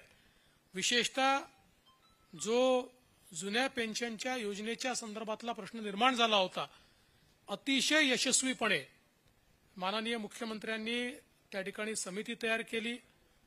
सगळ्या कर्मचारी युनियनशी चर्चा करून त्यांना मान्य असलेला तोडगा हा त्यातनं आपण काढला आणि विधानसभेमध्ये तो तोडगा स्वीकारून त्या संदर्भात भविष्यात रिटायर होणाऱ्या सगळ्या आमच्या कर्मचाऱ्यांना त्या ठिकाणी पेन्शन आणि त्यांचं जी काही डिग्निटी आहे या दोन्ही गोष्टी या त्या ठिकाणी राहतील अशा प्रकारचा निर्णय घेतला. परवा देखील कर्मचारी संघटना ज्यावेळी आली होती त्यावेळेसही त्यांनी समाधान व्यक्त केलं की तुम्ही अतिशय चांगला निर्णय आमच्या कर्मचाऱ्यांकरता घेतला आणि अतिशय त्यांनी विश्वास देखील या सरकारवर लागू केला. एवढंच नाही तर विशेषतः 2005 पूर्वी लागलेले जे काही आमचे शिक्षक होते त्यांच्याही संदर्भात एक प्रश्न निर्माण झाला होता आणि त्याही संदर्भात माननीय मुख्यमंत्र्यांच्या नेतृत्वात 5 पूर्वीच्या लोकांना त्या ठिकाणी जी काही त्या काळची पेन्शन योजना आहे त्याच्यामध्ये त्यांना समाविष्ट करून घेण्याच्या संदर्भातही सकारात्मक कारवाई ही या ठिकाणी सुरू झालेली आहे. त्यामुळे कर्मचाऱ्यांचे, शिक्षकांचे जे काही प्रश्न होते ते प्रश्न देखील आपल्या सरकारने सोडवले आहेत. बरं, हे काही प्रश्न आज निर्माण झालेले नाहीत, 2005 साली निर्माण झालेले प्रश्न आहेत, पण हे सगळे प्रश्न आपल्या काळामध्ये या ठिकाणी सुटत आहेत. त्यामुळे मला विश्वास आहे की पदवीधर असतील, कर्मचारी असतील, शिक्षक असतील, हे सगळे या सकारात्मकतेकडे पाहून निश्चितपणे आपल्या पाठीशी उभे राहतील आणि या निवडणुकीमध्ये चांगल्या प्रकारे आपल्याला मतदान होईल. खरं म्हणजे मला असं वाटतं की निवडणूक एक प्रकारे महाराष्ट्रामध्ये नवीन नरेटिव्ह करणारी निवडणूक ठरणार आहे. कारण आता जी लोकसभेची निवडणूक या ठिकाणी झाली, जसं मी सांगितलं की लोकसभेच्या निवडणुकीमध्ये आपण 3 पक्षांसोबत एका खोट्या नरेटिव्हशी लढत होतो. संविधान बदलणार, आरक्षण जाणार, असे अनेक नरेटिव्ह तयार झाले आणि त्यामुळे कुठेतरी आपल्याला पॉलिटिकल अर्थमॅटिकमध्ये त्या ठिकाणी मागे जावं लागलं. म्हणजे आपली मतं ही जवळपास महाविकास आघाडी एवढीच आहेत. महाविकास आघाडीला 43.9% मतं आहेत, आपल्याला 43.6% मतं आहे. म्हणजे 0.30% मतं ही केवळ आपल्याला त्यांच्यापेक्षा कमी आहेत. पण त्यांना 31 जागा आल्या, आपल्याला 17 जागा आल्या. हे जे काही पॉलिटिकल अर्थमॅटिक आता आपल्या लक्षात आलं, त्या अर्थमॅटिकमध्ये आता खोटे नरेटिव्ह या ठिकाणी कसे आपल्याला दूर करता येतील आणि खरे नरेटिव्ह जनतेला लोकाभिमुख अशा प्रकारचे नरेटिव्ह आपल्याला कसे निर्माण करता येतील याची सुरुवात आपण केलेली आहे. आणि त्या सुरुवातीमध्ये सगळ्यात महत्वाचा रोल या निवडणुकीचा असणार आहे. कारण या निवडणुकीमध्ये 4 ठिकाणी निवडणूक आहे. मुंबई पदवीधर आहे, मुंबई शिक्षक आहे, कोकण पदवीधर आहे आणि नाशिक शिक्षक आहे. आणि आत्ताची परिस्थिती मला ही पाहायला मिळते आहे की यापैकी 4ही जागांवर आपले उमेदवार अत्यंत चांगल्या प्रकारे त्या ठिकाणी आघाडी घेत आहेत, चांगल्या प्रकारे लोकांचं समर्थन मिळवत आहेत. आणि मला विश्वास आहे की 1 तारखेला 1 जुलैला ज्यावेळी निकाल लागेल त्यावेळी निरंजन डावखरे तर निवडून येतीलच, पण खऱ्या अर्थानं या 4ही जागांवर अतिशय चांगली सरशी ही आपल्या महायुतीची होईल अशा प्रकारचा विश्वास मला आहे. आणि म्हणून मी आपल्याला एवढीच विनंती करण्याकरता आलो आहे की आता या निवडणुकीमध्ये कार्यकर्त्यांचा खरा कस, नियोजनाचा खरा कस या निवडणुकीत लागणार आहे.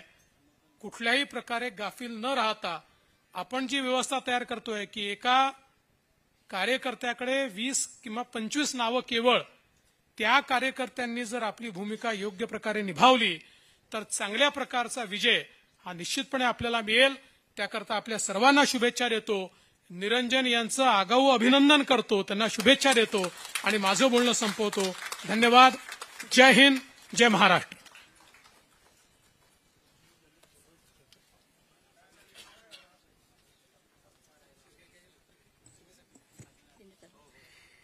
धन्यवाद फडणवीस साहेब. काळ, काम आणि वेग याचं नियोजन करून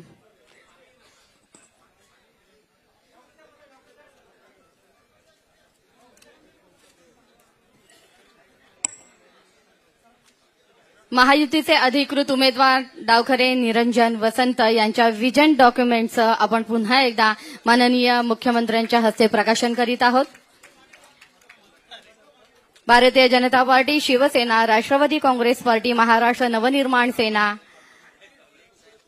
आरपीआय आणि मित्रपक्षांच्या महायुतीचे अधिकृत उमेदवार डावखरे निरंजन वसंत. सर्व मान्यवरांचे पुन्हा एकदा मनपूर्वक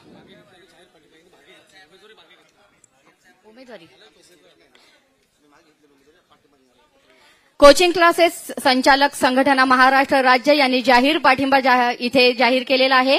अमोल गौतम जगताप यांनी आपली उमेदवारी मागे घेऊन सन्माननीय निरंजन डावखरे यांना इथे पाठिंबा जाहीर केलेला आहे. माननीय मुख्यमंत्री आणि माननीय उपमुख्यमंत्री यांच्या उपस्थितीमध्ये आपल्या पाठिंब्याचं पत्र ते उमेदवार श्री निरंजन डावखरे यांना सुपूर्द करीत आहेत.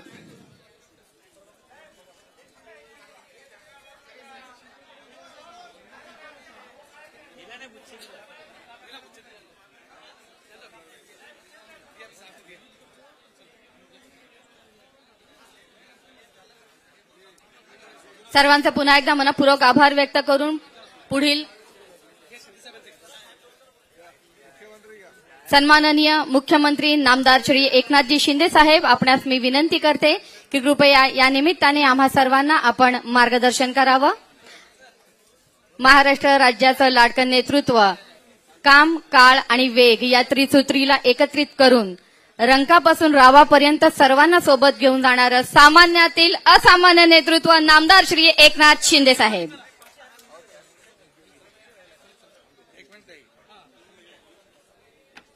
बसा बसा. छत्रपती शिवाजी महाराज की जय. भवानी जय शिवाजी. आजच्या कोकण पदवीधर मतदारसंघाच्या निवडणुकीच्या म्हणजे आपल्या निरंजन डावखरे यांच्या प्रचारासाठी प्रमुख पदाधिकाऱ्यांची आज बैठक आयोजित केली आहे. या बैठकीला उपस्थित आपल्या राज्याचे लोकप्रिय उपमुख्यमंत्री देवेंद्र फडणवीसजी, आपले गणेश नाईक साहेब आहेत, खासदार आमचे नरेश मस्के आहेत, कपिल पाटीलजी आहेत, रवींद्र चव्हाण आहेत, इथे मंदाताई आहेत, गीता जैन आहेत, रवी फाटक,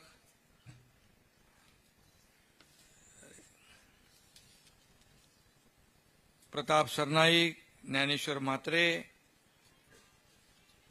अभिजित पानसे, अविनाश जाधव, आनंद परांजपे, भास्कर वाघमारे, संजय वाघुले,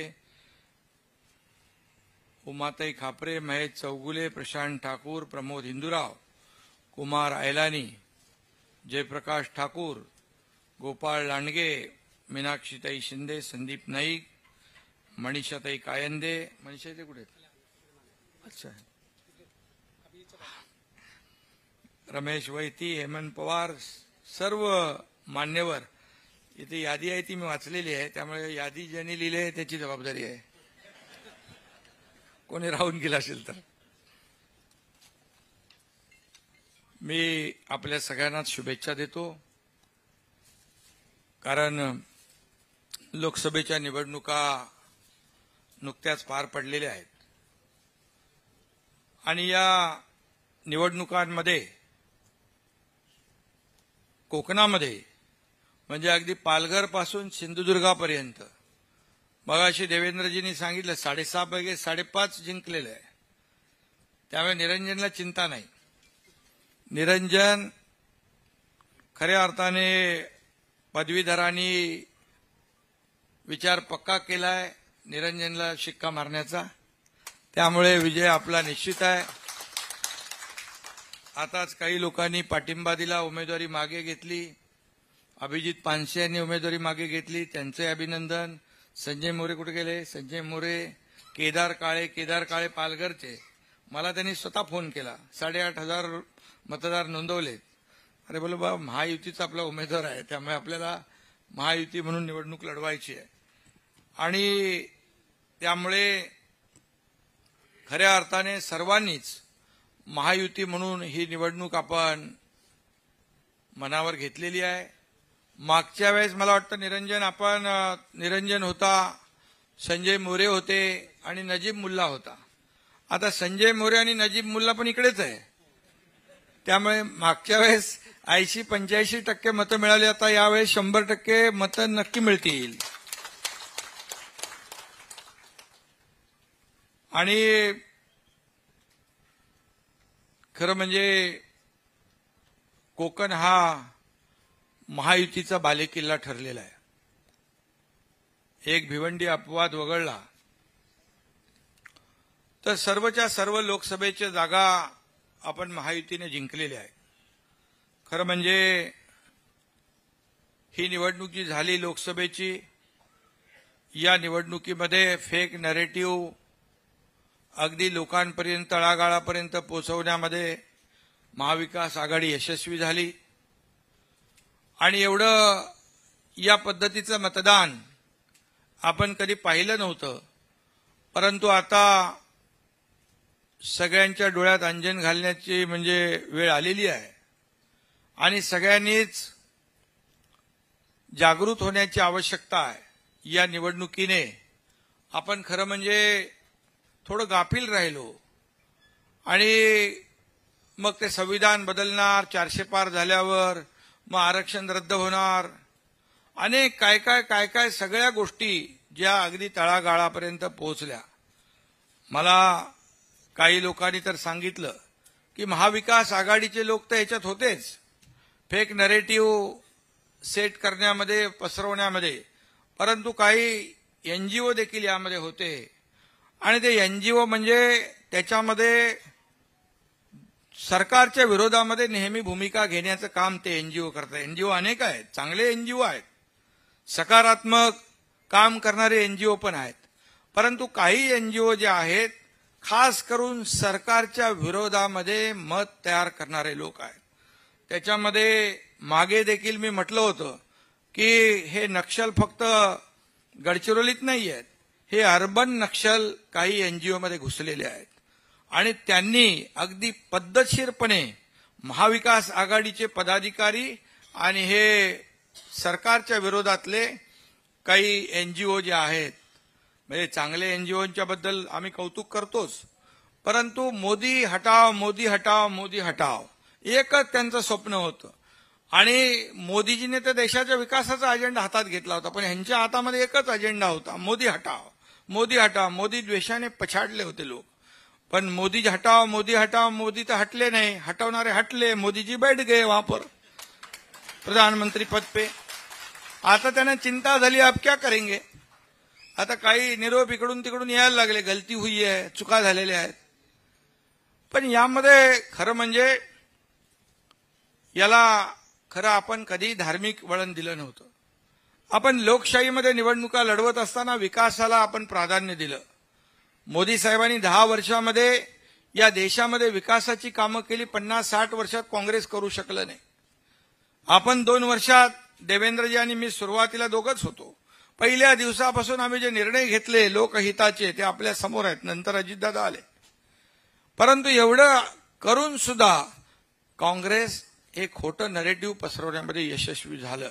यामुळे आपल्याला जागृत राहण्याची आवश्यकता आहे. खऱ्या अर्थाने आपण केलेलं काम लोकांपर्यंत पोहोचवण्याची किती कामं केली आपण. आज आपल्या सरकारनेच घेतलेले एवढे निर्णय, आपल्या सरकार येण्याच्या अगोदर 2.5 वर्षाचं जे सरकार होतं महाविकास आघाडी, सगळे प्रोजेक्ट सगळे प्रकल्प ठप्प केले होते. अरे कारशेडचं आंदोलन कोणी केलं, त्याच्यात देखील हेच लोक होते, एनजीओ. हे एनजीओ जे आहेत हे विकास विरोधी एनजीओ होते. अनेक प्रकल्पाला आपल्याला बंदी, सगळ्यांना स्टे दिला होता. आपण आल्यानंतर सगळे स्टे, पहिले आपण देवेंद्रजी आपण कारशेडचा, मेट्रोचा स्टे उठवला, बुलेट ट्रेनचा स्टे उठवला, सगळे स्टे उठवले. सगळे सण उत्सव सुरू होते का अगोदर? सगळं बंद होतं, सगळे घरात बसले होते. मला वाटतं आपलं सरकार आल्यावर गोविंदाचा पहिला सण होता, आपण त्याच्यावरची बंदी उठवून टाकली. गोविंदा मोठ्या उत्साहात साजरा केला लोकांनी. त्यानंतर गणपती, नवरात्रोत्सव, सगळं एकदम सगळं आपण सगळे निर्बंध मुक्त आपले सण केले. आपली परंपरा, आपली संस्कृती, कारण त्यांच्याकडे संस्कृती नाही, परंपरा नाही, काही नाही. महाविकास आघाडीमध्ये मी काम केलं, मला माहित आहे की काय काय सगळ्या गोष्टी ज्या होत होत्या त्या आपण पाहिल्या. आणि मग हे सगळं झाल्यानंतर 2.5 वर्षानंतर आपण निर्णय घेतला, आपलं सरकार बदललं. आपण लोकांच्या, तुमच्या मनातलं सरकार आपण आणलं, बाळासाहेबांच्या विचारांचं सरकार, युतीचं सरकार आपण आणलं. आणि त्यानंतर 2 वर्षात एवढी कामं आपण केली. आपल्याला मोदी साहेबांनी, केंद्राने देखील भरभरून मदत केली. आणि हे सगळं जे आहे एवढं करून सुद्धा आपल्याला या ठिकाणी त्यांनी जागा जास्ती जिंकल्या असल्या तरी मगाशी देवेंद्रजींनी सांगितलं, मताची टक्केवारी जी आहे ही टक्केवारी फार कमी आपला फरक आहे. आज मुंबईत देखील आपल्याला 2 लाख मतं त्यांच्यापेक्षा जास्त आहेत. आज आपला स्ट्राईक रेट पण उबाटापेक्षा जास्त आहे. आणि त्याचबरोबर आज ही मतांची टक्केवारी पण राज्यातली पाहिली तर मला वाटतं काही पॉइंटच आपण मागे आहोत. आणि म्हणून हे जे काही झालेलं आहे याची पुनरावृत्ती, काल परवाच्या दिवशी वारकरी संप्रदायाची मिटिंग होती, आषाढी एकादशीची तयारी, त्यांनाही आम्ही सांगितलं खऱ्या अर्थाने आता जागृत होण्याची आवश्यकता आहे. आणि आपण कुठल्याही धार्मिक त्याला निवडणुकीला कधी वळण दिलं नाही, परंतु ही निवडणूक जी आहे ही वेगळ्या पद्धतीने लढली गेली. आणि आज 30 मतदारसंघ आल्यानंतर आता त्यांची भाषा होऊ लागली, 180 जागा आम्ही जिंकणार. असं कधी गणित असतं का? आता तुम्हाला सांगतो, कपिल पाटील इकडे आहेत, त्यांना 3-4 मतदारसंघामध्ये आघाडी मिळाली. भिवंडीमध्ये त्यांना मोठ्या प्रमाणावर आपल्या पिछाडीवर जावं लागलं. त्याचबरोबर अनेक, आता भामरे धुळ्याचे त्या 5 मतदारसंघात आघाडीवर होते, 1 लाखापेक्षा जास्त. मालेगावला आल्यानंतर 1,94,000 मतं पडली, त्यातली फक्त 4,000 भामरेंना पडली आणि 1,90,000 विरोधी. सगळं लीड तुटलं. त्यामुळे 1-1, 2-2 मुंबईत देखील अशीच परिस्थिती आहे. 1-1 ईशान्य मुंबई म्हणा, आपण जे उत्तर, राहुल शेवाळे, निकम, आपले यामिनी जाधव, हे सगळे पाहिल्यानंतर 3-3, 4-4 मतदारसंघामध्ये आपण आघाडीवर आणि एखाद दुसऱ्या मतदारसंघात आपण पिछाडीवर गेलो. पण मताधिक्य त्यांनी एवढं घेतलं की या 4 मतदारसंघाचं लीड कापून टाकलं. म्हणजे याचा अर्थ आपले जे काही मतदार आहेत हे मतदार रिलॅक्स होते. 400 पार आपण होणारच आहे, आपण जिंकणारच आहे. आणि मग काय, आपण कुठं फिरायला गेलो तर चालेल, परंतु हे फिरणं जे आहे किंवा जे काही रिलॅक्स होणं हे आपल्याला या निवडणुकीमध्ये भोवलेलं आहे. आणि म्हणून आपल्याला सगळ्यांना, कार्यकर्त्यांना जागृत होण्याची आवश्यकता आहे.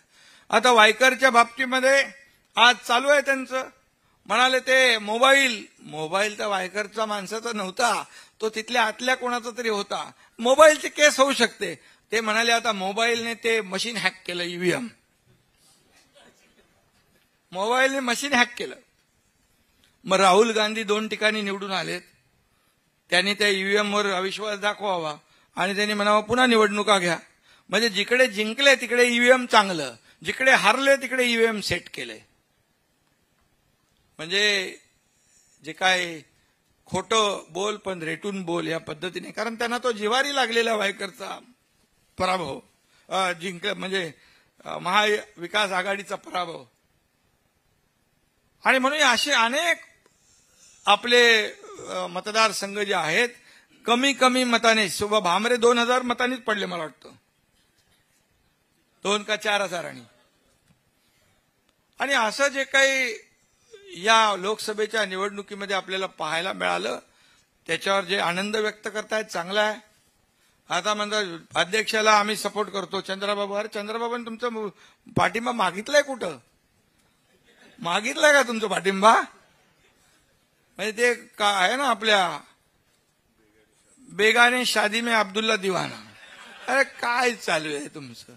अरे आता मोदीजी जिंकलेत, प्रधानमंत्री बनलेत, ते विदेश दौरा करू लागले. तुम्ही आता इकडे पडणार, सरकार पडणार, सरकार पडणार.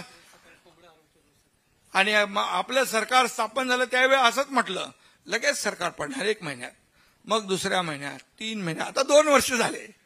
मध्ये म्हणाले मुख्यमंत्री बदलणार. काय चालू आहे? आता मोदीजी बसले ठामपणे तिथे. आता 300 पेक्षा जास्तीचं मेजॉरिटी आपल्याकडे आहे आणि मला वाटतं ते आकडा वाढत वाढत जाईल पुढं. त्यामुळे तो आकडा काय, आणि म्हणून हे गिरे तो भी टांग ऊपरवाली बात आहे. काय म्हणून आता आलेला लोकसभेचा जो अनुभव जो आहे हा लक्षात घ्या आपण. आणि त्यामुळे चिंता करू नका. आपण केलेल्या कामाची पोचपावती या विधानसभेच्या निवडणुकीमध्ये जनता देईल आणि महाराष्ट्रात पुन्हा महायुतीचं सरकार येईल. कारण लोकांना अनुभव आहे. बसलेल्या घरी बसलेल्या लोकांना लोक मतदान नाही करणार. ही निवडणूक लोकसभेची झाली, वेगळ्या पद्धतीची आहे.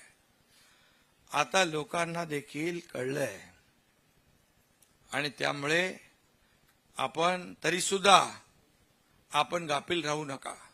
तुम्ही सर्व कार्यकर्ते आहात. एक एक मत आपल्याला महत्वाचं आहे. त्यामुळे माझ्या एका मताने काय होणार, जिंकणारच आहे आपण, असं बिलकुल आपण गाफील राहता कामा नये. 400 पारच्या बाबतीमध्ये मोदीजींशी आम्ही पण बोललो तिकडे. ये 400 पार वाली बात जो है वो आदमी कार्यकर्ता रिलॅक्स हो गए. पण आता तसं आपल्याला करायचं नाही. मोदीजी आपले बसलेले आहेत. किती काही जंग पचाडलं तरी सुद्धा सबको भारी, म्हणजे सगळ्यांना भारी मोदीजी पडलेले आहेत. आणि प्रधानमंत्री पदापासून दूर, मगाशी कोणी म्हणालं की तडीपार करणार, तडीपार त्यांना देवेंद्रजी म्हणाले तडीपार करणार. कुणाला? अरे तुम्हाला त्या महाराष्ट्रातल्या जनतेने तडीपार 2 वर्षापूर्वी केलंय. तुम्ही काय तडीपार करणार मोदीजींना? आणि म्हणून यावेळेस आपल्याला केंद्र सरकारची देखील मदत होईल. आणखी आपले जे काही 6 महिने 5 महिने त्यामध्ये खूप काम आपलं आणखी करायचं आहे. या सरकारच्या माध्यमातून सर्वसामान्य लोकांना न्याय देण्याचं काम आपलं सरकार करतंय. आणि खऱ्या अर्थाने ही निवडणूक जी आहे, ही निवडणूक आपली निरंजनची आहे. निरंजन गेली 12 वर्ष झाले तुला निवडणूक, 12 वर्ष काम करतोय. चांगलं त्याने काम केलंय. सभागृहात खूप त्याने आवाज उठवलाय. आपल्या पदवीधरांच्या प्रश्नावर नाही, इतरही अनेक प्रश्न त्यांनी, मगाशी मी त्याचं वाचत होतो, अनेक प्रश्नांना त्यांनी हात घातलेला आहे. त्यामुळे मगाशी रवी चव्हाण यांना मानलं पाहिजे. एवढ्या डिटेलमध्ये सांगत होता तुम्ही, म्हणजे लांबून दिसायचं, जवळून दिसायचं, चष्मा, गोळ्या, डायबेटीज. खरं म्हणजे आवश्यक आहे ते. तुम्हाला मी सांगतो, हसू नका. संजय मोरेची 3000 मतं बाद झाली होती मागच्या वेळेस. पदवीधर निरंजनची पण बाद झाली होती. काय रे, बरोबर ना? 4500. म्हणजे पदवीधर मतदार असून देखील इथं चूक करतो. त्यामुळे आपल्याला थोडं डोळ्यात तेल घालून काम केलं पाहिजे. आपला पेन घेऊन जायचं नाही त्यांनी सांगितलं. त्यामुळे मी काय परत सांगत नाही. त्यांनी एवढं डिटेल, तू एक पत्रक विसरले असतील लोक, एवढं सांगितलंय की ते विसरले असतील. तू ते एकदम पत्रक काढे आणि त्या प्रत्येकाला दे. नाही, खरंच आहे, ही काळजी घेण्याची आवश्यकता आहे. शेवटी आपलं एक मत महत्वाचं आहे ना. आज आता समोर कोण आहे? मागच्या वेळेस संजय मोरे, नजीम मुल्ला आता एकत्र आहेत. समोरचा उमेदवार कोण आहे? निरंजन. कोण? कीर. पण कीरला कधी नावही ऐकलं नाही आम्ही. कीर कधी उभा होता? अरे पण ते नावच ओळखत नाही, त्यामुळे तुझा विजय पक्का आहे.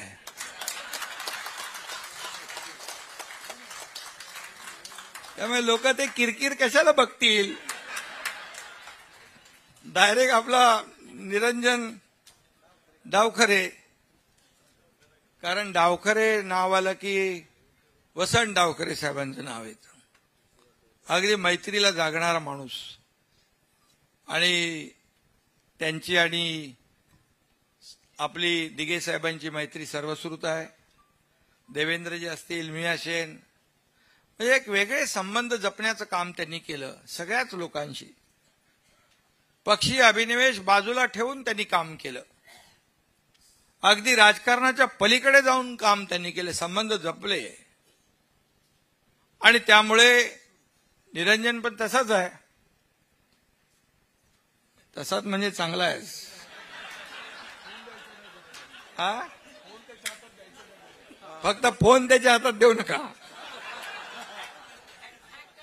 तो हॅक करतो फोन.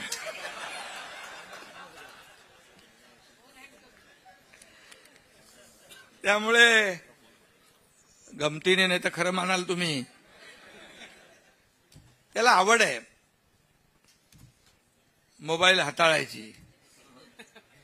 त्यामुळे निरंजन देखील सगळ्यांशीच चांगले संबंध ठेवून आहे आणि कामही तो करतोय. त्यांनी पदवीधर मतदारसंघाच्या बाहेरचे प्रश्न देखील त्यालाही हात घातलाय. त्यांनी अनेक वेळा सभागृहामध्ये मी पाहिलंय की प्रश्न उपस्थित केले, त्याला न्याय मिळवून दिला.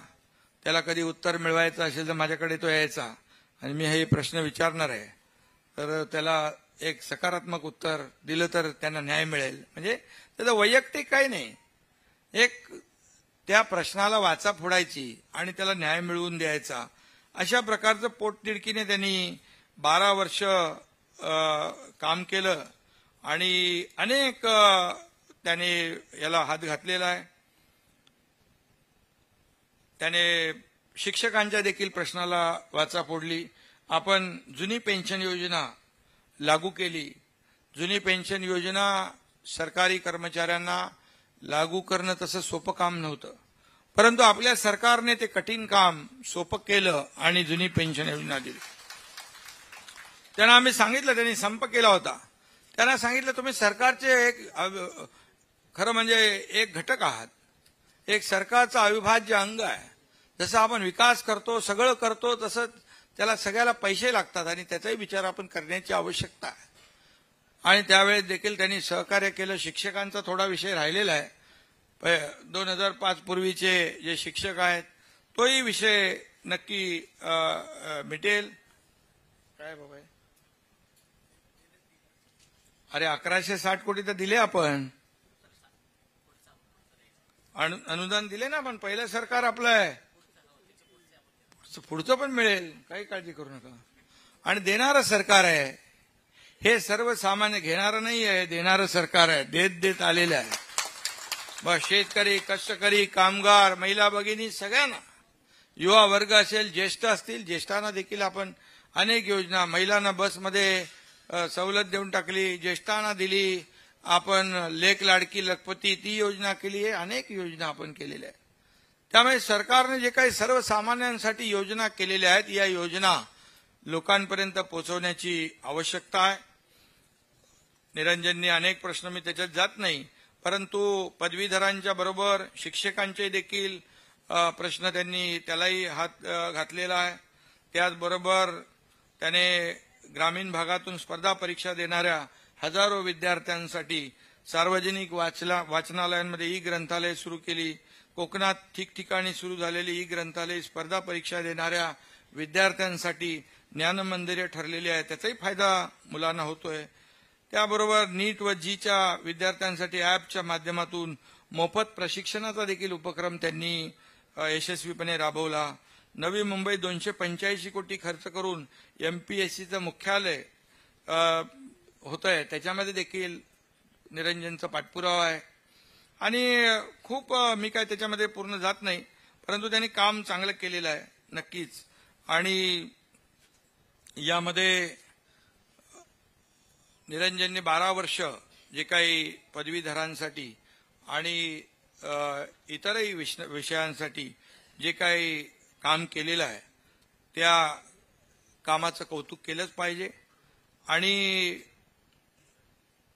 मोदी साहेबांनी देखील तरुणांना प्राधान्य दिलेलं आहे आणि त्यांच्यासाठी देखील आता सरकारमध्ये आल्यानंतर तात्काळ शेतकऱ्यांचा विषय घेतला, सर्वसामान्यांचा विषय घेतला आणि त्यामुळे नक्कीच यामध्ये आपल्या राज्य सरकारला देखील त्याचा फायदा होईल आणि यामध्ये आपल्याला सुशिक्षित आणि पदवीधर मतदाराला देशाची आणि आपल्या खऱ्या अर्थाने आपल्या राज्याची प्रगती आणि उत्कर्ष कशामध्ये आहे याची जाणीव असल्याने खऱ्या अर्थाने या महायुतीला म्हणजे आपल्या निरंजनला पाठिंबा भरपूर मिळेल.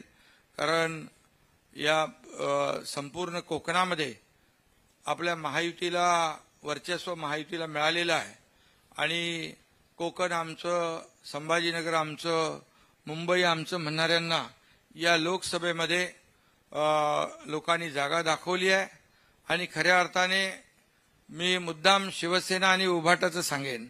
उभाटाचे म्हणजे शिवसेनेचे 19% मतदार होते.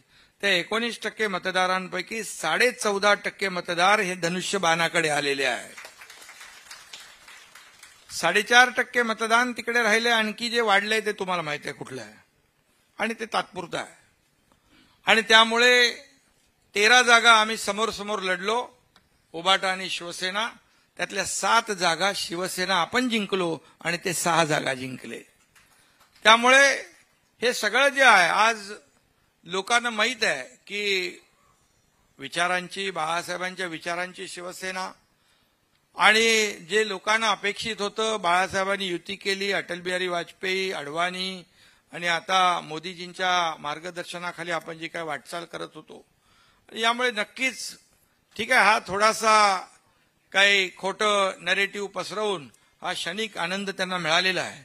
परंतु आपल्याला एवढंच मी सांगतो की येणारा उद्याचा जो काही काळ आहे तो महायुतीचाच आहे. कारण महायुतीच्या माध्यमातून आपण या राज्यात आणि केंद्रामध्ये देखील केलेलं काम लोकांसमोर आहे. आणि म्हणूनच मी एवढंच सांगेन, सगळ्यांनी मिळून महायुती म्हणून शिवसेना, भाजपा, आता राष्ट्रवादी आहे, मनसे आहे, आणखी अनेक लोकांनी पाठिंबा आपल्याला दिलेला आहे. त्यामुळे आपली वज्रमुठ घट्ट आहे आणि सगळ्यांनी एवढ्या मोठ्या प्रमाणावर कार्यकर्ते, पदाधिकारी एकत्र आल्यानंतर मला वाटतं ही निवडणूक जी आहे आपल्याला अवघड नसली तरी सुद्धा कोणी गाफील राहू नका. आपण आपले जे जे काही नेटवर्क आहे, ज्या ओळखी आहेत, जिथे संबंध आहेत, तिथे तिथे प्रत्येकाने आपण सांगायचं आहे की निरंजन डावखरे यांनी केलेलं काम, या कामाची पोचपावती या निवडणुकीमध्ये आपण द्या. एवढंच विनंती त्यांना करायची आहे. आणि पुन्हा एकदा मला वाटतं निरंजनचं अभिनंदन करायला काय हरकत नाही, कारण काय समोर काहीच नाहीये. नाईक साहेब बरोबर ना? आणि काम करणारा कार्यकर्ता आहे. त्यामुळे आपल्या सगळ्यांच्या वतीने मी निरंजन डावखरे यांचं मनापासून अभिनंदन करतो, त्यांना मनापासून खूप खूप शुभेच्छा देतो. आणि कार्यकर्त्यांनी मनापासून आपण काम करा आणि एक रेकॉर्ड ब्रेक विजय या ठिकाणी मिळवा. धन्यवाद. जय हिंद,